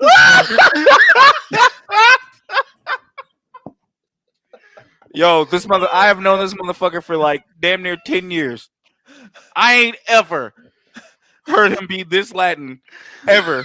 That the PTSD came in. That's what I'm saying. Like, bro, as a kid, like, oh no, bro, I ain't sitting y'all, dog. For as long as I've known this motherfucker here, I've never heard him speak Spanish like that. Period. So the fact that I came that close and I said, "Yo, please," and he fucking went into it, I was like, "Nah, bro, this is the greatest shit ever." No, but the fact that after all that, basically it's put the button in the envelope and basically, hey, you can only remove the curse. You got to give it to somebody else. That's kind of why that's why I said it reminded me of Thinner, because Thinner was the same way, except it was a pie and you give it to somebody else. She made it to the finish line despite all that crazy shit that happened. Despite seeing an old Spanish lady die, she thought she made it to the finish line. Well, that's it. And my nigga's like, bitch, that goat left. You know that, right? So here's what's happening. No, how about wait, AD. That was the other part that you and I was talking about off stream. How about the fact that that Miss Garcia over here played the longest long game, 40 years. She waited 40 years to get her revenge. Like, yo, round 2 is on. Matsuzumo's revenge and shit. It really was, yeah. Dog, she was ready for that shit. But the button shit with the envelope, it's like, all right, give it. Now here's the thing. She was gonna give it to Stu, the guy that took her position. I was like, I would have gave his ass to him and fucking went about my way and got a beer. Dude, yes, I like how this nigga. I can see Chris being that petty and be like, you know what? Here you go, dog. It's like, let me get a beer. Like, hey, dog, I'm going to DC for a beer. Y'all want anything? I'm good. Hey, Celebration. It'd be like this. I mean, take this shit. So yeah, man. So Nationals playing right now, right? Nah, just take it, nigga. I don't want it. The Nationals playing. Just start talking. Just give a random. Topic. I'm more mad that that my man had to remind her. You do know that the goat was never slaughtered, so that spirit can come back. You know, we can't just use spirit away jutsu and it's gone. You know, you live happily ever and after. I love the white girl that hopped out of her. So you mean I have to do something else? No, but the fact that she reconsidered giving it to Stu, I was like, wow, she has a conscience. And that's oh my God! Got me. Again, this is one of the most. She had a choice. You had a choice. Now here's the funny thing, Eris. Now remember, at that point, that was actually the button. She could have. It would have been over. Again, there's a choice, and she doesn't pull the trigger. She doesn't pull the trigger, and that's the reoccurring thing in the whole movie. Yeah. No, wait, D. Make it even worse at that scene in the diner. She had two choices because you saw her make her way towards the old man, and she just happened to see, oh, it's his wife giving him a pie. Fuck, I can't give that to him. There are a lot of fucking thinner references in this fucking movie. I know, that's what I was saying. I was like, yo, because he was just sitting. You look like, I mean, he looked like he was sitting there just waiting for death. Like any day now. Any day now. Wait for that hard gust of wind to take me out. Hard gust of wind. Any day now, these old nano machines are gonna run out of batteries and check out of here. Real life. If you think about, really waiting for that stroke to come in right now. Because if you think about the real world consequences, right? Take the wheel. A normal person, they wouldn't have had a conscience. They'd be like, "Fuck it, I'm gonna give it to somebody I don't give a fuck about." Eric, one more. Accident takes getting low. The way I like it. Yo, but you're right. She had, like I said, she had a choice throughout this whole movie. So finally, she talks to Stu. Stu like, so you're not gonna rat me out, right? Rat you out about what? You know, man, I told you shit, and you know, the different people. And I'm trying to do me, and I'm just trying to be a man. See, that would be enough for me to give him the fucking off rip. No, like, I forgive you. Here, take this button as a sign that I forgive you. Token of friendship. This is me right here. A token of professional coworkership. Yeah. Now, real talk. I wouldn't give it to him anyway. I would have been just like her. Like, get out of my face. You too pathetic. But here's me. How many brothers and sisters you got? I'm an only child. Take this. and you're not married either? Woo. All right, well. Ain't nobody gonna miss you. I'm pretty sure your dad gonna be at a funeral like this. You know that nigga owe me $16, right? $16. I love my son. I'm mad he's gone. But I really needed that $16, and that motherfucker just had to be cheap. So you know there's no body in the thing, right? He just disappeared out the blue thin air. I don't even know where the body at. A bunch of people say he got dragged into hell. I think it's foolishness too. It's bullshit. But okay. Yo, one thing I wanted to point out because One thing I wanted to point out because we're at this part of the movie, like after she like pawned her shit to get half the money, the fight that she had with the old lady in the garage, that CGI like shit. It's like Sam Raimi got some money, but he's still doing Sam Raimi like type shit, but like CGI like a motherfucker because the fist $30 million. He had a lot of to do some shit. The fist going in the back of her throat, and I'm like, take a sip. Bruh. There you go. I'm like, okay. And then, like, she cuts the anvil on some fucking Looney Tunes shit. Oh, I was just about to say that. Look, bro, when I saw the anvil, I said, yo, what in the name of Acme Corporation is going on? Thank you. Fuck. No, go ahead. Go ahead. Like, why is there an anvil just hanging just like that?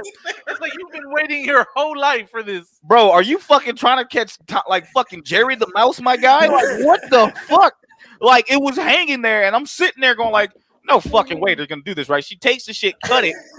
The shit drops on it. Old girl removes the CGI fist out of her mouth, and then like the fucking anvil drops on her head, and you get like CGI visceral. Like I'm like, yo, wait, why can't? It's like I'm like, Sam is a man about practical effects that could have put that money elsewhere. Like, why the fuck did we just get digital eyes and blood? But that's what I'm saying, Jackie. Well, he had a $30 million budget. He made sure he's going to make use of that. No. See, Jose. All right. Listen, Shaggy, Jose, y'all could probably understand of the scenario, just run with me on this. If same, let that same shit happen, right? Same setup. Anvil falls, classic Looney Tunes shit. If this was distributed by Warner Brothers and not Universal, I would let it go. Yeah. Totally let it go. That's true. Yeah. Anyone who's anyone would have let that shit go. But seeing that this is Universal and not Warner Brothers, I'm kind of mad about that. Dog, it just... I felt some type of way.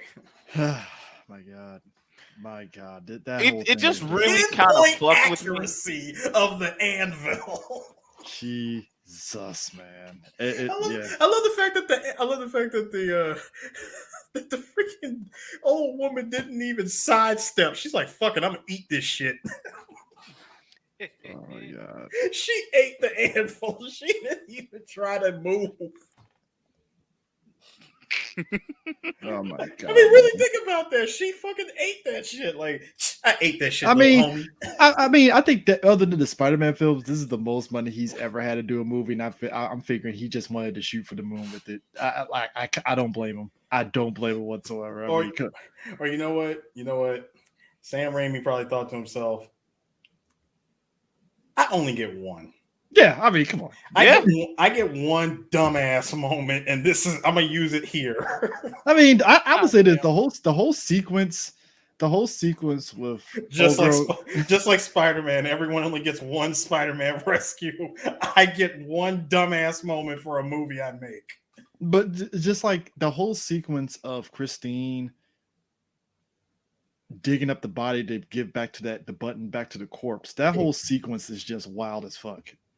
That's also rainy as hell. Yeah. Can we also talk about the amount of that whole thing with her digging, bruh? How long were you out there digging by yourself? Because if Casino has taught me anything, you're out there for about a good 2 or 3 hours of digging. Yeah. I'm sorry. Let's bring in factors, Eris. You're a white woman in a panic in the middle of a rainstorm. How long did it take you to dig that whole fuck? And that's deep. That's deep underground too. On top of that, yes, goodness, solid 6 feet. You just ruined all of that. I mean, let's be real. I mean, the speed in which she did it. I get it. No. It ain't even the speed. Never mind that. It's the fact that she ruined all of that Bermuda by digging into that shit in fucking anger just to get that damn envelope. And she's like, choke on it, bitch. Hold on, real quick. I did love that she pulled the Haley from American Dad.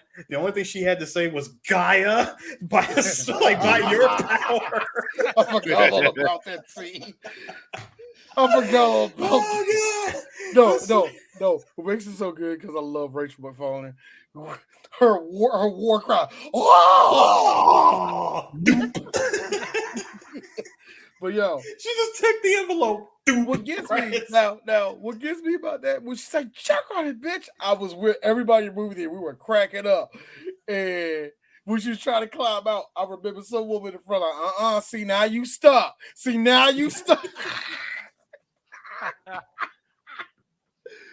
Oh my god! There was I was in a movie theater with a whole bunch of black people enjoying the fact that this bitch was getting drop kicked by an invisible demon the entire movie.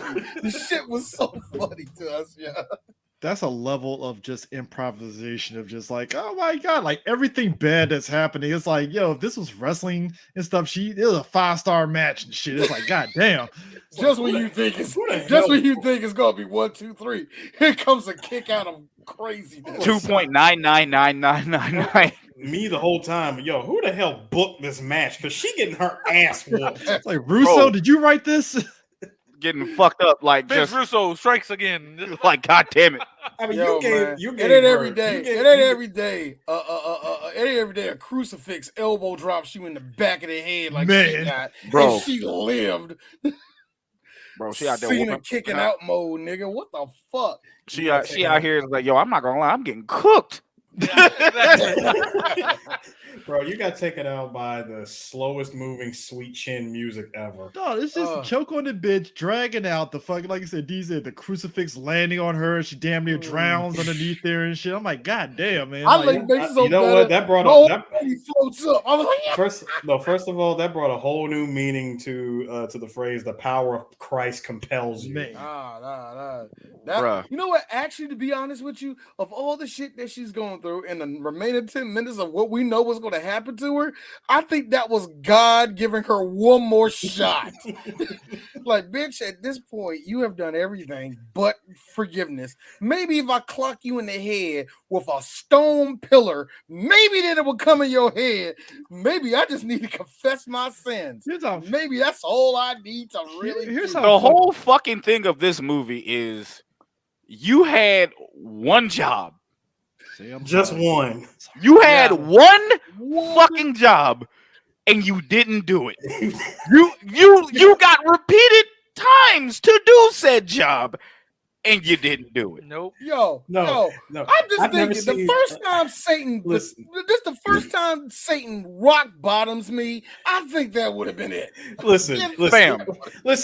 y'all. Listen. When you have ample opportunity to do the right thing, and you do everything in your power to avoid doing said thing. Do everything but the right thing. Right. Like I've never seen anybody go out of their way to avoid doing the right thing. Oh wait, yes I have. It's called the vaccinations. Hey, whoa, buddy. Hey, Harris. We ain't trying to get political here. No. Let's not get political. No, stop. Hold on, before either of y'all say anything. I'm not getting political. I'm taking the piss out of all the politics. Look, Harris. Figuratively and literally. Look. By what I see, 1, 2, 3, 4. There's 5 people of color in here. I don't think we ever seen anybody, for that matter, not have repeated mulligans. Only need to do one thing and just ignore it. We know at least one motherfucker. We at least know everyone is as people of color. We have never seen that. D. Nah, D. Each and every one of us in this fucking little virtual space knows that one dumbass motherfucker who it's right fucking there and they still won't do it. Like, it can be the smallest shit. Like, don't fuck your baby mama, bro. You hate that bitch with a passion. And if you had to do it, don't fuck her raw. My nigga. You do it, and now you stuck with this bitch again. Yo, Shaggy. Okay, Shaggy. Hey, Shaggy, listen. So this right here is a sugar bowl of condoms. Take one. If you got take it, please. It's not. I'm just putting that up because that's like the first thing that popped in my mind. But at least one motherfucker who's like, you get chances in life, never to make the same mistake again, and yet you still fucking do it. Not going to give names on this one. Man, it's good to see you. It is, man. How long was it, man? 8 years. Dang, bro. I get to see my kids again. Yeah, bro. So me and the goons is going out tonight, nigga. No. Why? No. Wait a minute. Who you staying with? Wait a minute. You staying with your baby mom? She stayed with you when you was in jail. Fam, you just got out. At home. Seriously. And Jose, home. I know. Matter of fact, Jose, I know the motherfucker who you even fucking say. I don't even gotta fucking. You even gotta tell me. I already know who you would fucking say. We ain't gonna bring that person's name up, right? But I already know who that is. If I could use an anime example, it goes as follows. All right, I gave you some of my own energy. Use it to get off of this planet. I'm going home. I just like the fact. Goku whooped this nigga's ass. Stop. Bruh. We're done. I'm gonna give you a little bit so you can make it where you need to make it. I'm going home. Nigga, I've been bored with this fight for the last 45. For the last 45 of the 5 minutes we got left. Give me about 350 worth of gas to get home. I'm just being real. Look, I'm just being real. I've been doing nothing worth of gas. And I've been doing nothing but training for the last 30-something days. I'm trying to fuck. So Dude, I think that's what makes the whole finale so tragic, because on one hand, because again, you watch a Raimi movie, you're always like, all right, when's the other shoe going to drop, right? Exactly. So you're like, all right, what's going to be the twist this time and stuff, right? I like the fact that not only is the air fresher and the sky is blue. Suddenly the smog disappears. Hello? No, suddenly Wait the a minute. suddenly the smog disappears in LA. Bruh. Hello? Yes, boss. The guy I don't like got fired for being an asshole? Don't say! The Lakers won. God damn. I got promoted. Yay! The power of privilege is awesome. I gotta believe it's getting better. Got Justin Long, her husband over there, her fiance over there, about ready to propose to her and stuff, and then all of a sudden, this motherfucker looking at the ring like, yo, man, me and Babe, we gonna go on the Amtrak. I'm gonna slam it in the bathroom after. Yeah, Listen, everything look good. She see a pea coat that she want, and real talk, that shit is fly. I will get it too. That shit. That shit was fire as fuck. That shit is fire. I ain't gonna fake. Listen, I don't know. Listen, I don't know what it is, but suddenly in the last 3 days, her throat game has been ridiculous. Everything. Who knew? Wait. Hold on. So with that in mind, I'm gonna slide this ring because nigga, how the hell do you improve that good? How the hell do you improve that good in 3 days? I'm putting the ring on it, and that's going to be that. Harris, like, honey, when you make it to the gates of hell and back, you'll be amazed. Because remember, he didn't see none of this shit. Dude, he just thinks his baby's just crazy. But I like the look on her face when he's like, "Hey, honey, I found this envelope in the car." No, wait. Before you even tell me anything, I have something to tell you. Yeah, I think I could have helped that woman out. In fact, I could have. But you know what? I didn't. And it was wrong that I didn't come out and said that when I had a chance. Okay, now what you want to tell me? Hey, I found this envelope in the car. Hey, Christine, see, I need you to do me a favor. You know that whole thing that you just said, all of that. Can we please go over to the cemetery that you spent the night digging up and fighting a literal corpse and repeat that same shit back to her, please? I just said that it's too late now and it's over. I won. Satan can go ride my hairy pussy. I made it. I see. Well, you see, I found this. Coming for you, bitch. But you see, I found this envelope. I found this one little envelope here, and it looks like the button to your jacket. You know, because I really love your old jacket. Broke that out. Look, you know that meme. You know that meme of the guy playing the piano when it's on fire. Sam Raimi. God damn. Yo, she had the you would have thought somebody came into her room and punched her in the face because she had the look of like, son of a bitch. Bro. Everybody in the movie theater, a black movie theater, whole bunch of Spanish people in there too. A black theater, nonetheless. All of us, yes, we were cheering. You're like, yes, bro. But her like going backwards onto the tracks, right? Boy. And just to see her, and imagine you're seeing your fiance, trains come, you're thinking, oh man, she's gonna get hit by the train, honey, get down. All of a sudden, oh yeah, by the way, yeah, she's getting dragged to hell. But see, and here's so real quick too, I want to mention that first off. I think that shit would have been better. Like you say, piano was playing on fire. I was gonna say no, it's fucking like the JoJo reference. Oh, the doom, doom, doom. You see the spirit back doing the fucking JoJo pose, menacing symbols, bulls coming out, just pointing at her like. Now we joked with this movie and said everything about this, but this is what makes this movie incredible. It's the lasting effect of this one scene, because we all remember this one scene from this movie is the pinnacle of like this shit ain't even scary. Because if you think about it, only 4 motherfuckers died in this movie total. Yeah, total. Yeah, only about 4 people died. And as me and Jose are horror guys, this is a low body count ass movie, but we got some Sam Raimi-isms. That's why we fuck with it.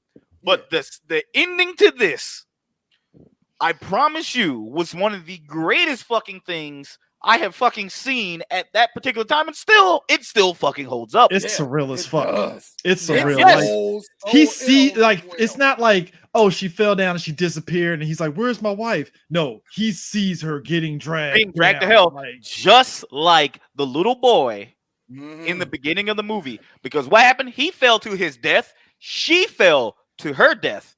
Everybody around you was like, that poor woman was hit by that train, fell on the train tracks, and the train ran her over and obliterated her. Apparently, the fucking and the fucking fast forward, like go back to the beginning.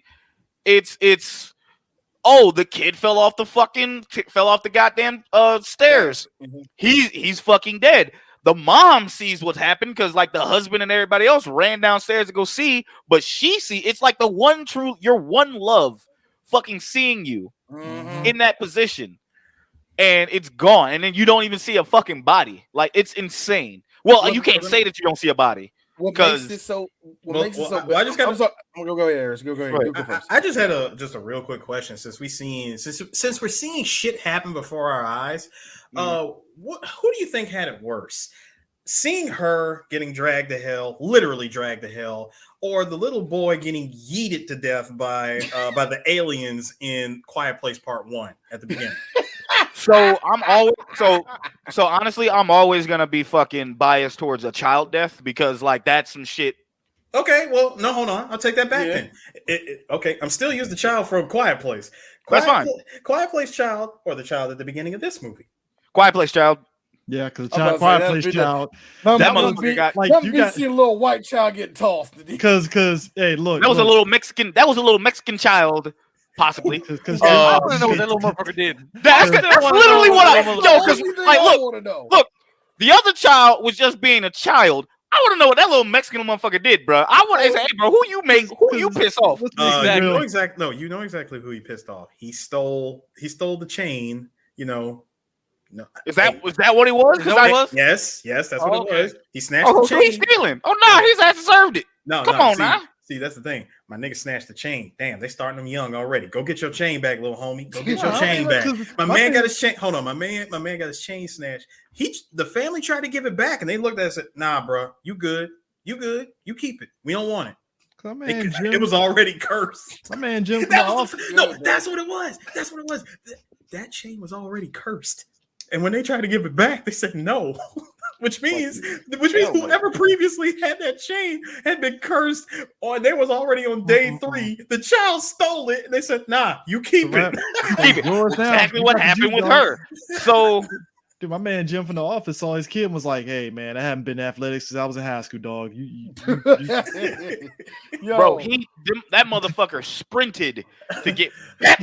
Only for that motherfucker to get that was a middle-aged white man sprint, Shaggy. So that kid was doing from jump. Bro, that child got hit like Terry Tate off his linebacker, bro. That shit, buddy was destroyed. Like that was because it was a jarring fucking scene. Like and that was a perfect. And Sue, that was a perfect one because you brought up that scene or the fucking jarring scene with the kid died because you don't think it's gonna happen. Yep. But then when she goes down and she falls, and you're like, is she gonna be saved? Yeah. And then you saw the ground open up, and you're like, holy fucking shit, she's not. And then it's the fucking art that is. For me, they used the CGI properly. They did. Yes, they did. After fucking it up after the entire watching this movie now and looking at the CGI back then, it's kind of like ew. But now it's like because you didn't think. Going back and look at this, like when I said I only thought of, I was like, no, the CGI. I don't remember the CG movie having bad CGI. Now I'm looking at it, oh yeah, this is bad. Because all I remember was the only CGI I remember in this movie was the end. Yeah, and it worked because it freaked me the fuck out. And I never felt so bad for Justin Long outside of this one. Yeah, the actual real fucking emotional tears, like son of a bitch. His eyes was red. They fucking had the water lit like wilt up. This man had tried. He wasn't a piece of shit. He wasn't. He loved his wife. Yeah, he could have dumped this woman at any time. Like, you're crazy. I gotta go. Like, man, the second you throw a glass at my mama's, I spent 10K on something I didn't even know what the fuck was going on. My guy, I dropped 10 racks on somebody who I don't necessarily believe is even going to help you. Bitch, y'all lost the goat. But because I believed in you, I did it for you. And for you to just up and oops, I'm out of here. Looks like I'm going to see the pearly gates. And see, that's what. Not even the pearly gates, bro. Not even the pearly gates. My dude, you going to the River Styx. You going to the River Styx. This is the thing that gets me. What gets me about it, well, like I said, seeing in the movie theater and finally seeing it again after it's been about a good 10 years since I've seen this movie.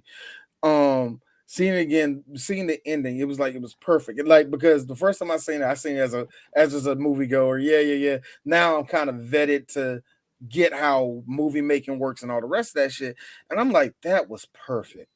That was perfect. It fucking ended so beautifully. You couldn't get around. I'm like, not only like you said, she fell backwards and she couldn't get out of it, but you felt the intensity of the ground split apart.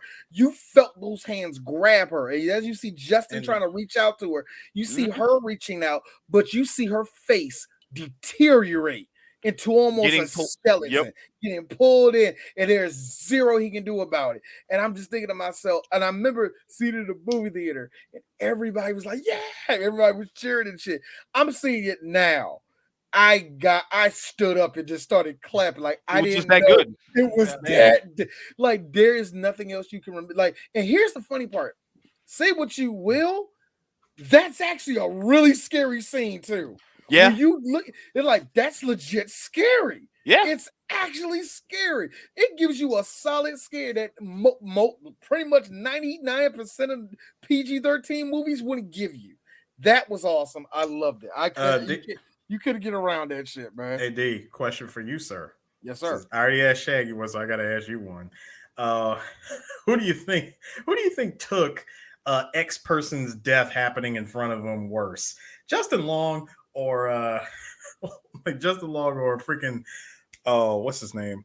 De Niro in Goodfellas at the time he got whacked. Neither. Pacino in Godfather 3.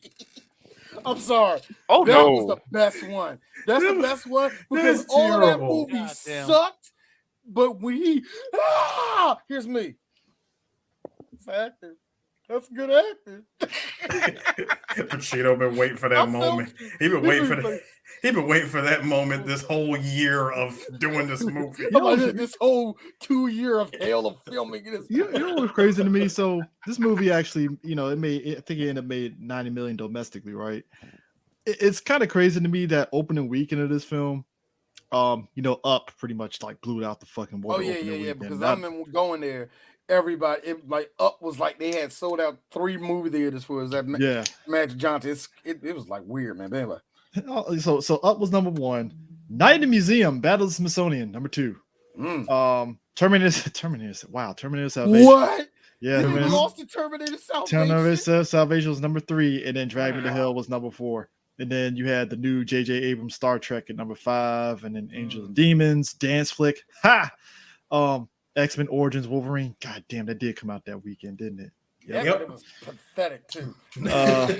Ghost of Girlfriend's Past, and rounding it out is a movie that I feel we need to do. Obsessed. Ew. Chris. Ew. Chris. Ew. Stop telling the folks what you and I are going to be doing on BAM next year, nigga. Ew. What made you think we weren't going to do that movie? Ew, sir. That movie's terrible. That movie's terrible. That's terrible. No, it's terrible. No, I say it's ill, but I like it only because it's the first time you will ever see a white woman beat the shit out of Beyonce in a fucking movie. Hey, Eric, here's me. And Beyonce's trying to act. Also, D. Also, this is the show that I was like, hey, Idris, you might want to keep that mustache and goatee. Idris looked like he was a pedophile, man. Didn't he? It's like who told Idris to go clean shaven? He was like, who told Idris to go clean shaven in that movie? I'm like, why? Fucking why? Man. No. I never forget me and my brother-in-law. We was watching it. We was drunk watching. I remember he said, "Man, fuck Beyonce. I fucked the shit out of that white girl." It's Ali Lauder. You know what? Thank you, Sean. Hey, shout outs to Sean. I agree. Y'all we gotta do Ghost Dog. Y'all gonna do Obsessed but not Ghost Dog. Hey Sean, you also can don't look at. I don't want to do that movie. Oh also, shit! No way, Sean. Also point blame at these two. I have nothing to do with that. No. I said I didn't have no problem to doing. I had priorities. I had zero problems with doing Ghost Dog after playing Ghost of Tsushima. So I kind of. No. Look. I ain't doing Cornrow Samurai until I'm ready. All right. Don't do that to me. Cornrow Lazy Eye Samurai, sir. Nigga, why you got stacked, Chris, man? Leave. I mean, Forrest Whitaker won awards, nigga. You need to stop. Hey, I want to see a black. He chased around. Listen, he chased around the muscles from Brussels. All No, over you Hong took Kong. the words right out of my mouth. God damn it! Holy shit! I was just about to say this man chased Jean Claude. God damn it! He chased him. Look. I want to see a black man kill the fucking Italian mafia as a samurai, in New York because reasons. And they would never make a movie like that again because the last time they did something like that before this movie, it was Eddie Murphy fucking up a bunch of Italians. Yeah, exactly. They don't like that. You know what? I just thought about something also. The one thing I will say about Ghost Dog that really is shocking for D, soundtrack ain't that great. Like that's the one weird thing. Sir, I'm trying to get RZA on this show. Don't do that to RZA. Hey, look. I understand. I understand. There's a whole lot of niggas named. There's a whole lot of niggas named Darrell that love Ghost Dog. There's a whole lot of. That movie is cinema, so it has been preserved by the Criterion Collection. So look, I will buy it. Look, I will buy Criterion. I'm sorry, I already bought it. I own that Blu-ray. Whoa. Yeah, it's Criterion. Yeah, it's Criterion. It's Criterion. Ghost Dog. Yep. Yes. Criterion. It's a Criterion collection. Yeah, it is Criterion. Look, my man Jose here is never gonna be wrong about like some shit. First off, he's not because I know it's Criterion collection because I almost bought that shit. Second of all, this motherfucker has endless movie knowledge on especially shit that can be purchased. Yeah. There we go. We actually have the end about to play on our fucking on our screen up here, and we pretty much finished the whole movie, so we're about to watch the end, and I want y'all to get my fucking get our live reaction while this fucking happens. Now, am I the only one that wanted a sequel to this movie? Whereas essentially Dante's Inferno and Justin Long goes to hell trying to save this dumbass girl. Hold up, you have to play that shit from that game. Ain't no sunshine. Yeah, exactly. You got that shit. Darkness. Hey, Jose. Yep.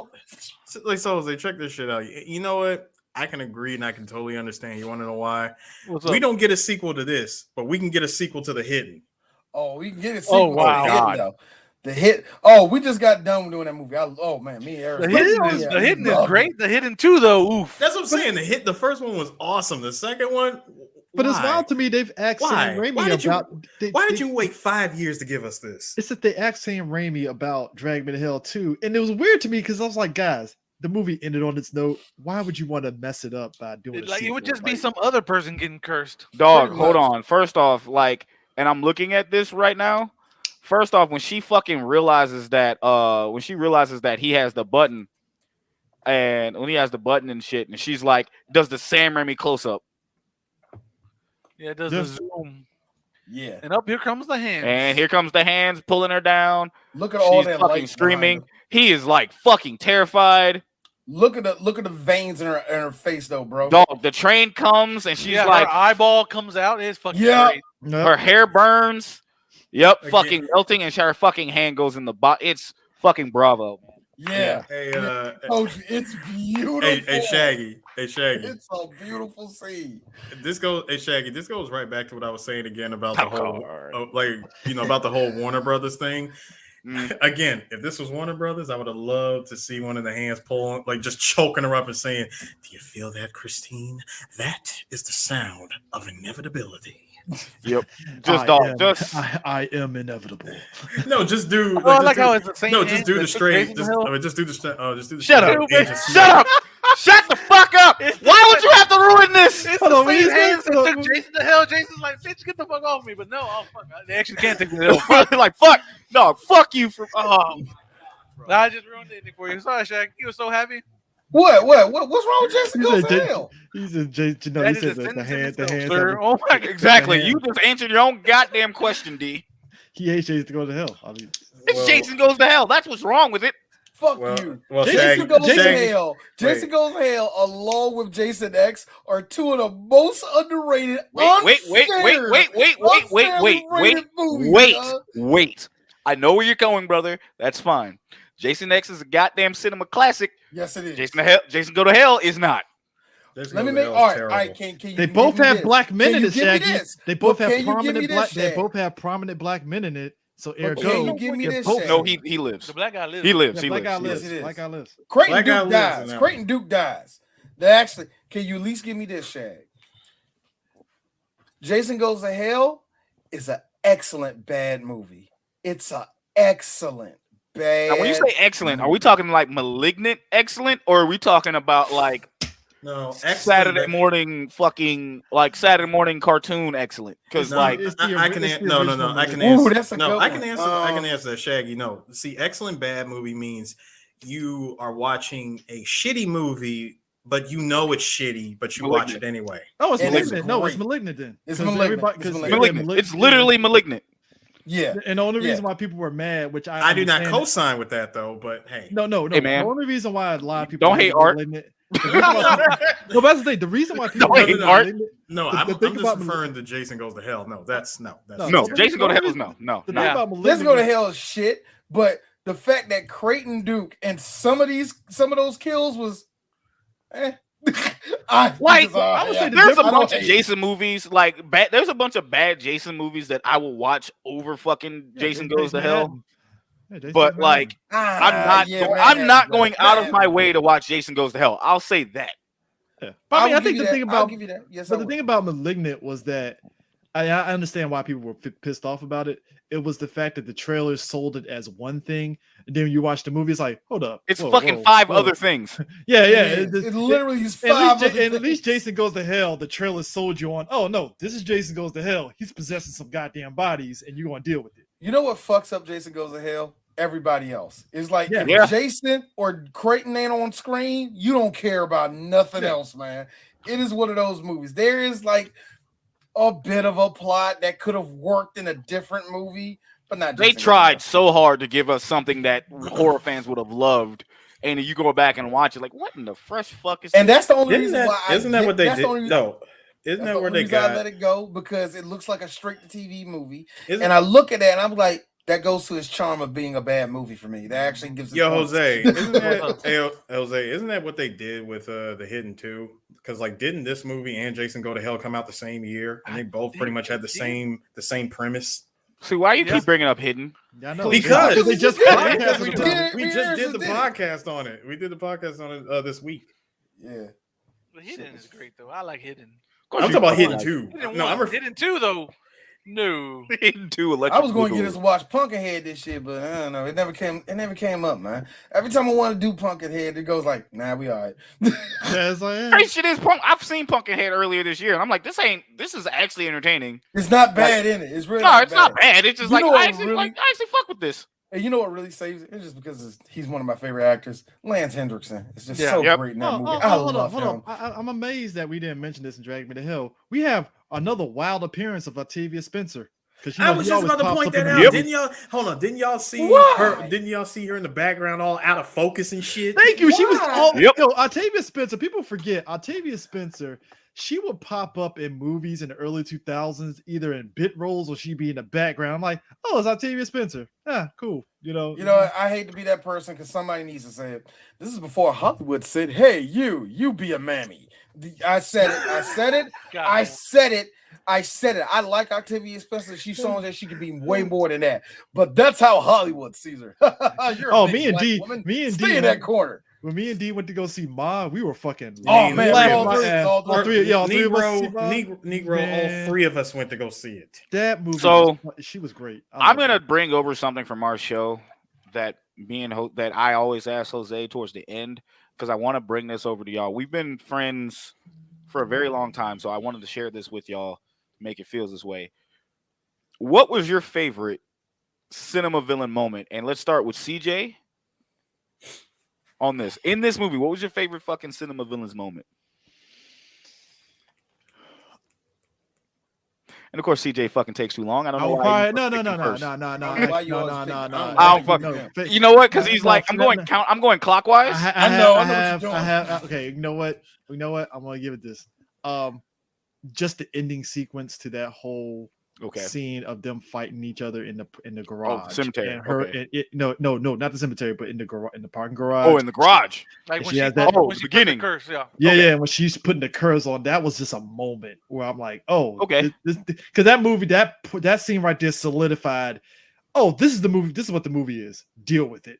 Like, all right, I can do this. I like it. What's yours?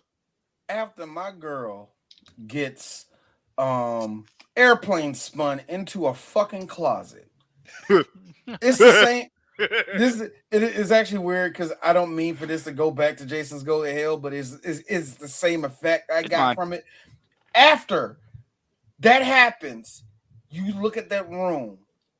Birds are chirping outside. The wind is blowing. Everything's calm.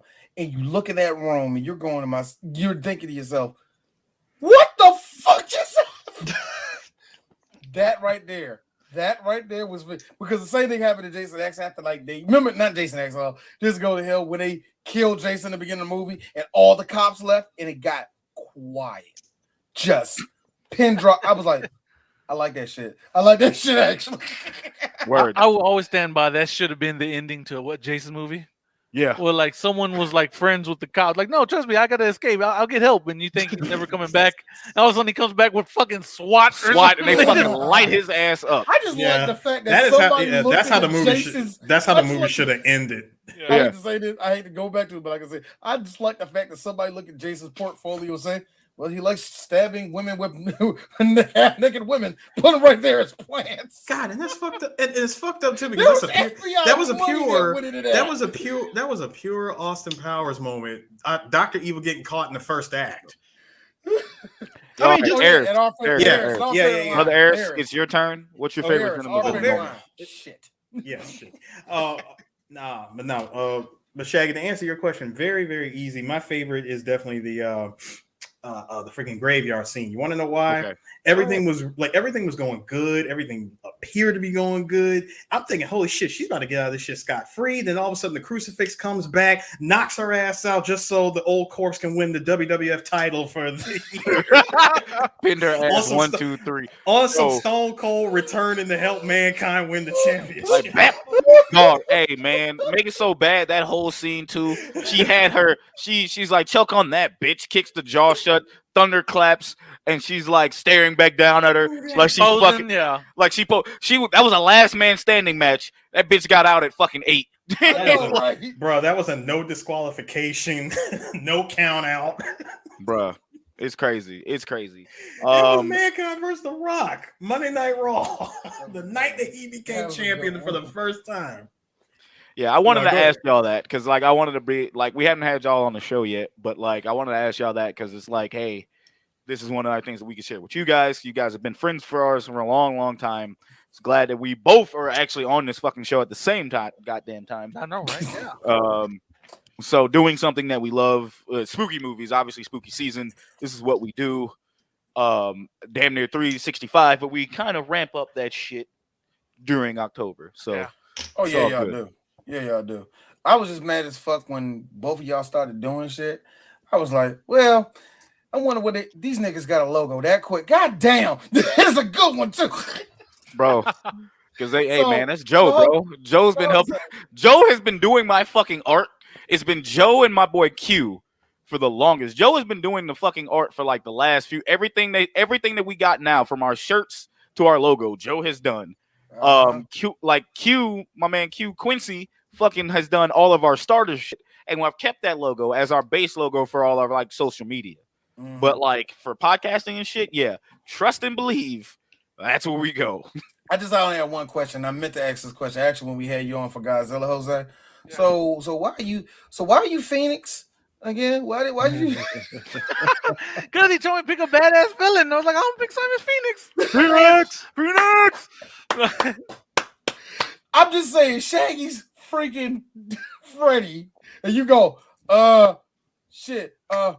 Demolition Man, Phoenix. So- yeah, Phoenix. So Joe told us. I just So like Joe this told man us. got I gave him 3 options. Mike Yeah, Myers. I gave him okay. No, because since since he did Freddy, I was like, okay, I'm not gonna pick a horror villain. I'm gonna scratch that. So I told Joe, either give me Simon Phoenix, Bolo Young from Bloodsport, or that's a good one. Beautiful. oh boy, Lopan Yeah, from Big Trouble. I'm actually He surprised almost- I'm surprised he didn't do Lopan for you. Yeah. So he almost did Lopan. The problem with Lopan is it would have been a lot of fucking work. So he went with Simon Phoenix. All right, cool. He went with it because he was like, I don't know how this is gonna fit because it was like the colors won't match. You don't want it too dark. So he went with Simon Phoenix, which I was like, that actually works. And then it's hilarious because after everything was said and done, I was like, why didn't I do Shredder? Fuck! I got another one for you, Jose. You know the other one you should have been? You should have been the alien from They Live. What's wrong, baby? Hey, what's on, baby? So it's kind of funny. So it's funny because we wanted our facial features. Because I definitely was going with dog. Originally, Freddy wasn't my first choice. My first choice was Hans Gruber. Yeah, Hans Gruber. He's like, dog, that's Gruber. basic as fuck. No one's gonna know who that is. I'm They're like Shaggy's just wearing a suit. I don't get Why it. just I don't wear get a it. regular ass suit, nigga? yeah, motherfuckers. Like, why his dreadlocks slick back? Like, and he wearing a suit. This motherfucker going to church, or he got a court date. Like, it just. You And had it's- like No, Shaggy, you would have had to all I been gotta Shaggy. do- You would have had to have been holding a walkie-talkie or something. Yeah. Something of relevance. Where look, are my all you gotta do, pictures? look, man, it's easy. All you gotta do is give me a That actually walkie-talkie would work. and put up a little caption. It goes ho ampersand ho, ho ellipses ho ellipses ho. Dog, that actually might have worked if I had the walkie-talkie, but even then, it'd have been like it's too dark. So I was like, I understand. So I was like, yo, fuck it, I'll go Freddy because that's the other villain I would have been. Like it's funny as fuck because I was like, yo, I need to be smaller and Jose needs to be taller, just to kind of paraphrase. And then I was like, when the whole thing was done, I looked at the fucking shit like, damn it, why does Jose look better than me? Fuck! Like in every fucking thing. Like when we designed merch and I put this motherfucker on the merch, I'm like, it's a fucking streak with his shit just looking so much better. And it's not for the lack of like Joe's not trying to make me look good. My shit, something about Jose's just looks better, and I'm like, well, fuck. I can't I even think be you mad. just don't know. It's all you just don't be jealous of your homie. Lift I'm him not. up. I'm not. No, hell no, bro. Like I even tell Jose, I said, why I haven't put this shit on a fucking shirt and your shit look better than mine? I'm gonna buy your shit. That's how fucking fly your shit looks. He's like, oh wow. I'm like, yo, fuck you, man. Well, oh wow. Fuck out of here. Oh wow. Like fuck out of here. Like wow. Like what? All right, for Wow. me, but yeah, I'm glad y'all guys like we the first I will never forget the first time Chris goes like, yeah, man, these motherfuckers contact us. So yeah, they contacted us. I would never. I will say this. I meant that because within that year we hooked up with a bunch of people. I can say about out of all those people, about 40% of y'all still with us. Yeah, John. I would say them. John Mo, Doug, y'all guys. Actually, lower that percentage. But the point is, lower that percentage because quite a few of them dropped out. But that being said, though, I'm so glad that y'all stuck around. I really do fucking mean it, and I'm not even joking. I listened to the first 3 episodes of y'all shit the second I knew y'all had a show. I'm like I marathon that shit. Like I'm like, yes, my niggas are still doing shit because that was at that time where VNS y'all wouldn't put on no stuff and shit like that. I'm like, well, that's the end of Jose. I'm sorry, these niggas are doing what? Yeah. The moment I moved to fucking Texas, Jose was like, we're fucking doing a show. Jose was like, I'm living I my was best like, life right oh now. shit. Yeah. Me and Jose been trying to do a show for like 4 fucking years. And then I randomly fucked up thing is I'm thinking I told Jose this one time. I moved to Austin on a whim. I totally forgot he fucking lived out. I totally forgot he lived here.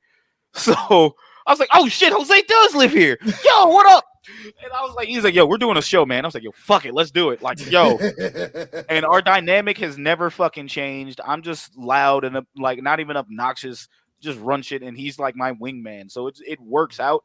And we've had the same type of love that we've had. And it's like being with, and I've been always super proud of y'all. I'm going to be real, man. Just always been super proud. Because I want to say, I think did y'all start your podcast before we did? I think y'all did. Yeah, we did. Late 2010, I don't early think we 2011. did. I think y'all started before us. We started by months probably. What? By VNS? months, We probably. started VNS 2012 or 2011? Yeah, we beat. Come on, 2011. D. Come on. Yeah, 2011. Yeah, we No, started- we didn't. No, we didn't.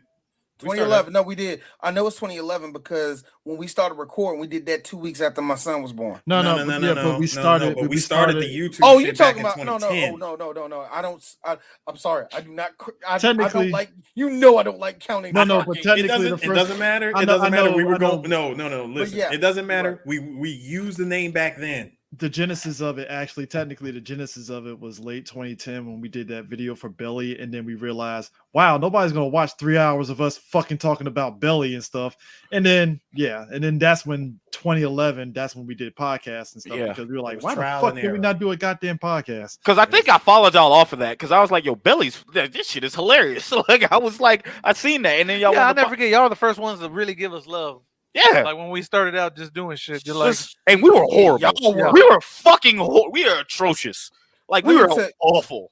Let me tell you something. There's a reason why D has started redoing episodes of Three Black Geeks. No, forget them. Forget them. No. Them. Embrace it, but also forget it too at the same time. No, there are reasons why. Ain't nothing wrong with doing I ain't would nothing wrong with delete doing it reshoots. probably- Yeah, Your no, shit, man. exactly. I mean, we ain't gonna be doing well. We got a VNS episode. We're not planning it, but we got some shit ready to go. But it's like it's just timing and getting everybody together and trying to do that. of course. But like it's what I say that to get to this. Y'all have been doing this just as long, if not longer, than us. And the fact that y'all still going, y'all were one of my inspirations too, because like, yo, they are getting together and they talk about all their shit. yeah. And they're still doing it. And then even for me to be a part of y'all shit and doing Black Man on Hockey, that shit works every time because it's like, yo, they're still rocking it. And I'm like, they do it. They don't care if they got whatever listeners they do have. They grow their audience. They go to fucking cons. They do all of that shit. It's like, Yeah, I'm like, that is I'm so fucking dope. fucking proud of them. Also, Shaggy. Also keep in mind that we were doing this shit off of two very different time zones. Yeah. And, Yes. And just to be very, very real. Also, it was- when this it- guy over here was at work this guy over here was at work a couple times, Not only and that, you would never know. Yep. Not only I was doing that work, it was during a time where I was trying to figure out what the fuck I was as a person. Holy shit. Look, I'd be real, I still don't know, but god damn it. It was during a time where nigga, I went homeless doing this shit. Nigga, there were like a couple episodes of Three Black Geeks in 2016, maybe 17. I was straight up homeless. I was in my car or on the street doing the episode.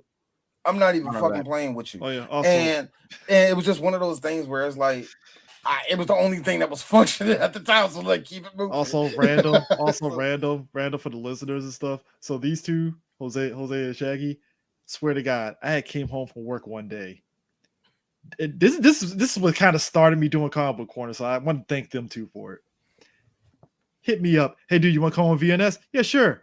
All of a sudden I get on.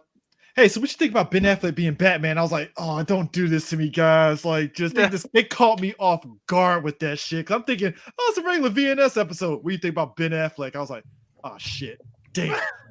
Boy. I never forget. Shaq called me like in a fucking NyQuil days. Yep. Like, hey man, you see Ben Affleck is Batman? Ben Affleck is who? I was like,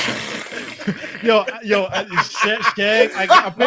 Apparently, Shag was like, "Yo, we need to do a show stat," and then all of a sudden, Shag tagged me on Twitter. Was like, "Hey, because I was using the 3BG Twitter at the time." And he's like, "Hey, Chris, you want to come on the show?" I was like, "Yeah, sure. I'm just getting off work." Get home immediately. Hey, Ben Affleck is Batman. I was like, "What?" Oh shit! I remember that. I was so fucking shit faced. Like I was hyped because even then I'm like, I don't hate it. It could work. I was like, because I was it's like, funny as hell, man. Because I listened to that episode like I remember last that. year or so, or a couple years ago. man, we couldn't have been more wrong. Just talking about, well, first of all, this isn't going to be a Batman and Superman movie. It's going to be Man of Steel 2. You know, Batman's going to be in it for maybe 15 minutes. Oh man, that definitely did not age well. Oh, trust me. See, Jose, don't feel bad. Don't feel bad. That Don't age feel like bad. milk, nigga. There's a lot of Lord. people. See, here's the thing. At least Jose, y'all kept it up. I know a lot of people that did YouTube videos. Yeah. They deleted them YouTube videos because they were like, "Oh man, BVS, it's gonna be so great. Batman's gonna be this." Them videos are gone. I'm like, Now, wow. At that point, we're like, no, trust me, they won't get Bryan Cranston to be Lex Luthor. Watch, Nope. I'm calling it now. I remember that. I remember Jose was They part killed of his that hype. character. In I God's remember Jose was part of that hype train, and I was along with him on that. Oh, we were all Jose, with it. wait, Like, wait, yes, Jose, let's Jose, go. wait, Jose, Man. Jose, were you thinking the same thing I was thinking? They killed off his character in Godzilla just so he could be Lex Luthor. Yes, Oh, that's why I was like, we- look, he can't be attached to another franchise because he's about to, be Warner in like Brothers 7 fucked that fucking up. DC movies. But nope. Warner Brothers fucked that up. Yeah, they say get the Facebook guy, get the Facebook boy to do it. I'm like, oh, I still, like I said, I remember Shag was our very, very first guest. I remember that. Meteor Man, And- that was great. And I, like I said, I was mad, He broke it. they pumped that shit out. He pulled it out. He pulled out the cord. He pulled out the cord. We cannot hear you, I can't- nigga. You pulled the cord. Both I can't hear neither of y'all. Did we mute them? No, I think they pulled the cord out. There it is. I hear the sound of shit getting plugged back in. Oh no. This is terrible. This is terrible. The laugh was too strong. The laugh was way too strong. Shit. No! No! This man Shaggy done yeeted they mixer. We hear it. We hear it plugging. Oh, there we go.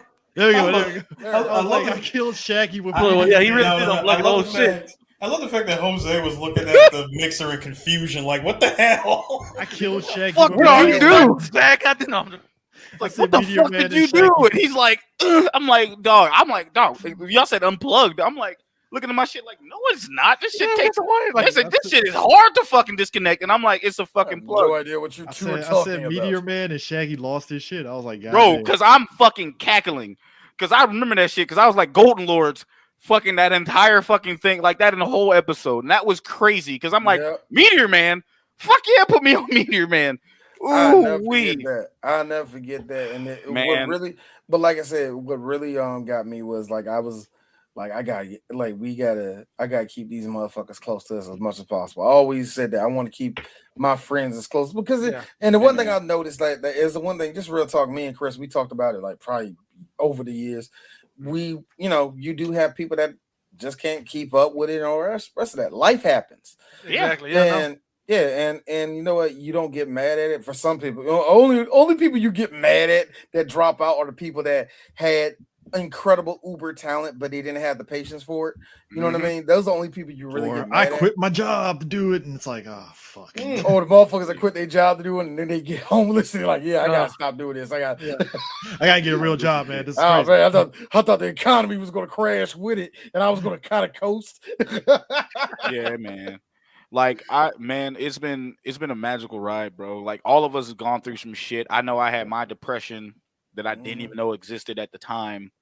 You had your stint with homelessness, D, CJ being CJ, and Sue being and then like this man was literally in Japan and just trying to live his life and shit, man. Technically, Shaggy, I was balancing two jobs and full-time school when we were doing the podcast at that time. So yeah, my shit was getting. I was burning the midnight oil on that shit. Oh, there's a reason. And Shag, when I say I delete episodes, only delete episodes that are shitty in quality, or like on the casino episode. And this is the reason why I deleted the errors. Chris was snoring. Oh yeah, my ass. I burnt myself out that day. I was with it because we did both movies combined. We did both movies combined, and then it was like. And it makes total sense too for you to delete it because Shaggy, that was the other thing that you guys also that most people didn't know about our stuff during the I would say during the first it was the first 7 or 8 years, nigga. We we were the original Drake because we did shit back to back. We filmed 2 episodes back to back. Either Friday or Saturday night. That was it. There ain't no other fucking days. Dog, no other days. Back-to-back episodes, and that shit is that rough. Second episode, we're just like, man, we were fucking and like and God help us when we did. Now we do back to backs on certain times, but like if I'm fucking making the drinks and like we are in that shit, I already make a rule. Your boy don't light up when he does a show. I will drink because I am a functioning alcoholic. But when it comes down to chiefing, we ain't getting shit done. So I did that shit one time. Was like never again. When we do back to backs, I'm a functional pothead, dude. Bro, so it's opposite for me. It's opposite for me. It's opposite. It slurs my speech, and I hate that. Also, D fell asleep in the last 10 minutes of the Jackie Chan podcast. Me and Eris were dying. Because the last 10 minutes, D didn't say anything. So I'm like, well, D, maybe D's doing something at work, right? So as soon as me and Eris finished it out, right? We actually finished that episode out strong, right? I hit stop, right? And I was like, so Eris, what are you doing today? And he's like, yeah, I'm doing yada yada. And I was like, D, all I heard was I'm like, yo, no, you know what was so great? I was doing it in my car. I remember I was doing it in my car, and I will never forget. I woke up and I looked at the Skype screen. The Skype screen's still there. Everybody's gone. I don't know how long it's been since they hung up. So I freak out. Oh, God. I immediately called Chris, like, Chris, I'm so sorry. D, that was 3 minutes ago, man. It's okay, dog. Dog, I thought it was like, no, because you know when you fall asleep and you wake up and you have zero idea what time it was? What the fuck happened? Dog, I thought 2 full hours passed. I freaked out. Chris, my bad, bro. We meet 2 minutes. Oh, shit, dog. Yeah, it's been a long day, man. It's been a long day, bro. Nah, man, I'm proud. But real shit, man. Y'all have been supporting me and Jose's stupidity for years, and I want to say thank you so much for that. And you know, anytime that y'all need us, we always were there. And you know, for me, like I said, doing the sports shit, I got more episodes under our belt with that, and then like just doing that, just because I'm like, yo, fuck it, y'all are like family to me. I'm there, so I'm like, yo, fuck it. I'm like, yo, whatever y'all doing, I got it. I am happy that.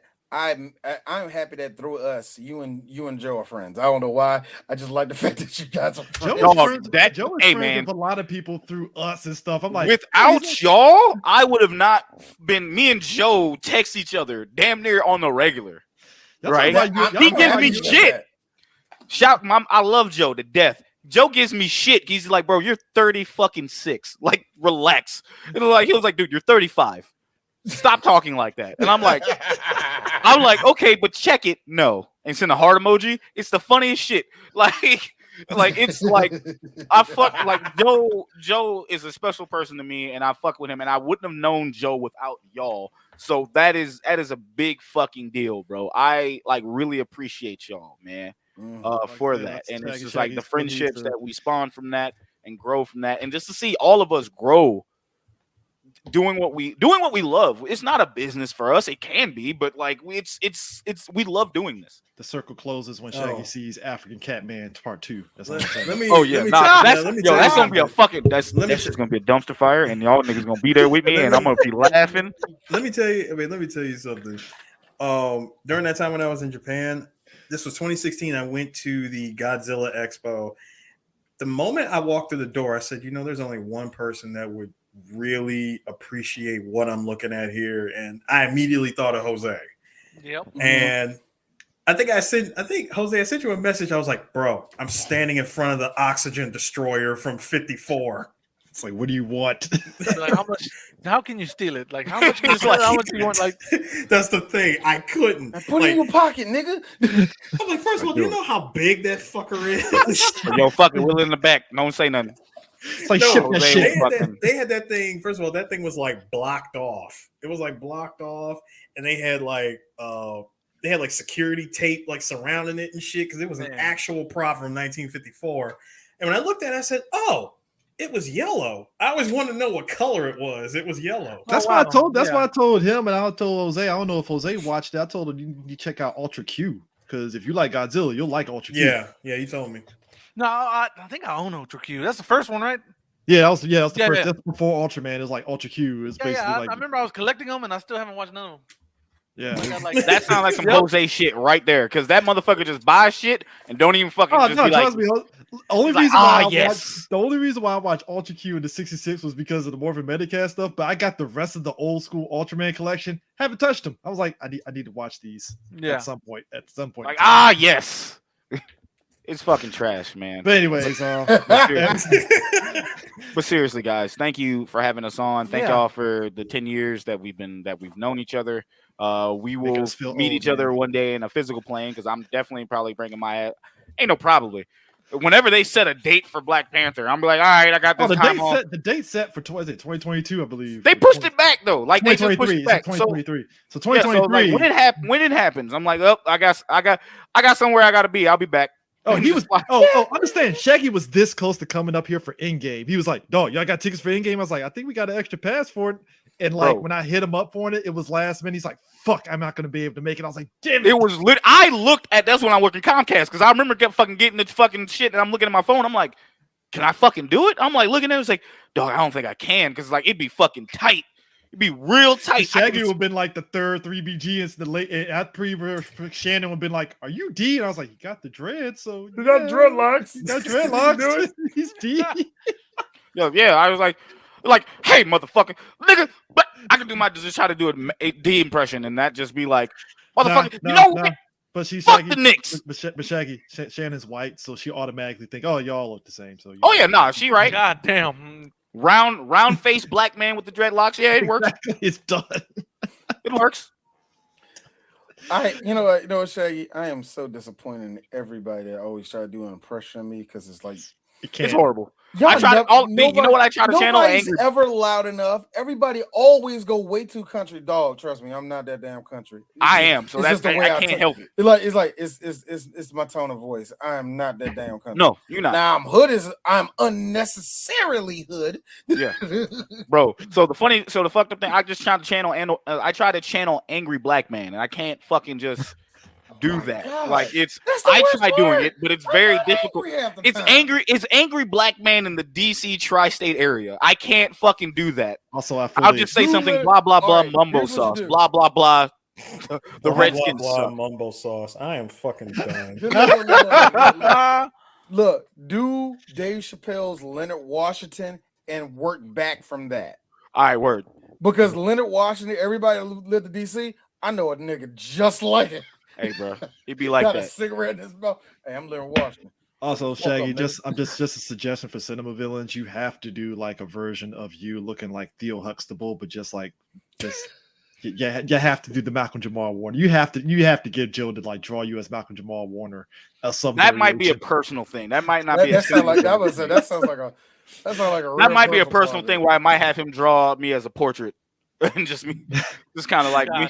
Because it's not enough in the year of our Lord 2021. Shaggy is still getting aren't you the GameStop dude still to this day? Christ. And I'm just like, yo, I know Shaggy is so fucking mad about that still. Not just mad. It's just like it got for 3 years straight. It was like a certain point of time of the year where that shit just pop up.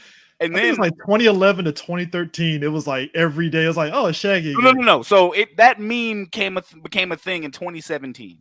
I remember that shit happening because like that it became a goddamn thing. Now, if I fucking die, that is my legacy. Like I can't do. I said motherfuckers gonna end up putting that shit on a shirt, and I can't fucking just say yo, like, rest in peace to my nigga Shaggy. Got that shit on a shirt, and I'm be like, well, in the clouds and shit. Rest in power. I might have one motherfucker buy that shirt that says "Rest in piss, bozo," and just be like done. But that is literally my legacy, bro. Like I see that shit. Matter of fact, just real quick, I seen a motherfucker like last month sit there and say, "Yo, what type of music does Doja Cat? What kind of like what does the nigga that Doja Cat be referencing these music?" And somebody put a picture of me up with that fucking just the GameStop picture of me up, and I'm like, I'm fucking mad that's kind of accurate. See, here's the thing, Shaggy. Here's where the dimensions will implode. Malcolm Jamal Warner retweets one of your tweets. Right, y'all were. I know you fucking remember when me and him had that little fucking beef. Oh yeah, I'm sorry.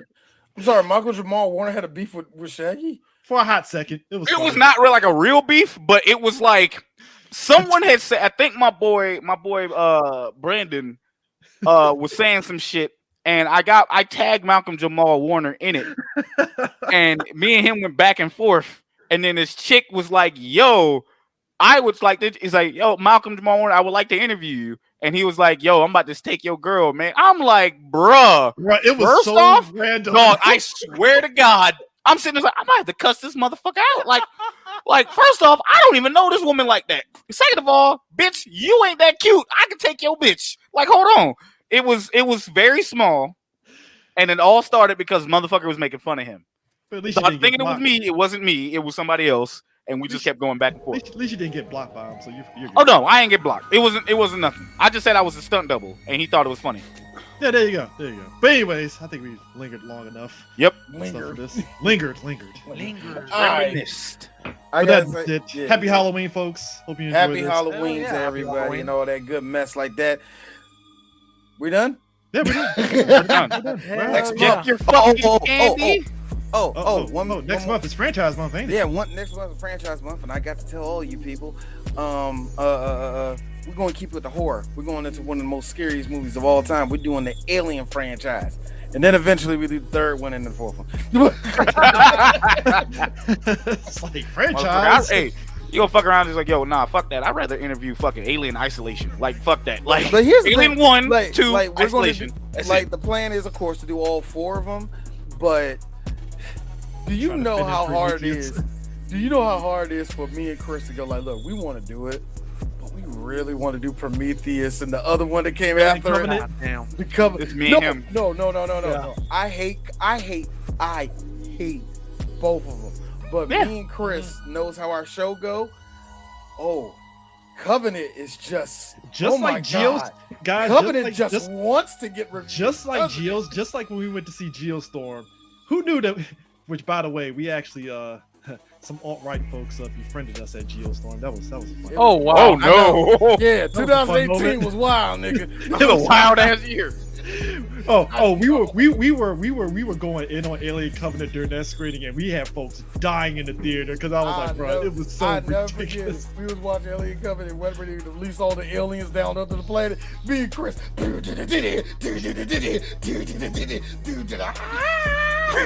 Everybody around is cracking the fuck up. It's like David just said, movie, I want to smoke. That movie is so terrible. It's begging to be reviewed, but we probably won't. But like I said, doing the first 4 Alien movies, and eventually Ron Perlman's going to show up. So there's that. Be prepared. Be very prepared. So, gentlemen, it's been an honor. Thank you. Thank y'all so much. Yeah. Yes. We really appreciate it. I had to get y'all, man. Anyway, we see y'all next week, everybody. Peace. Peace. Take care.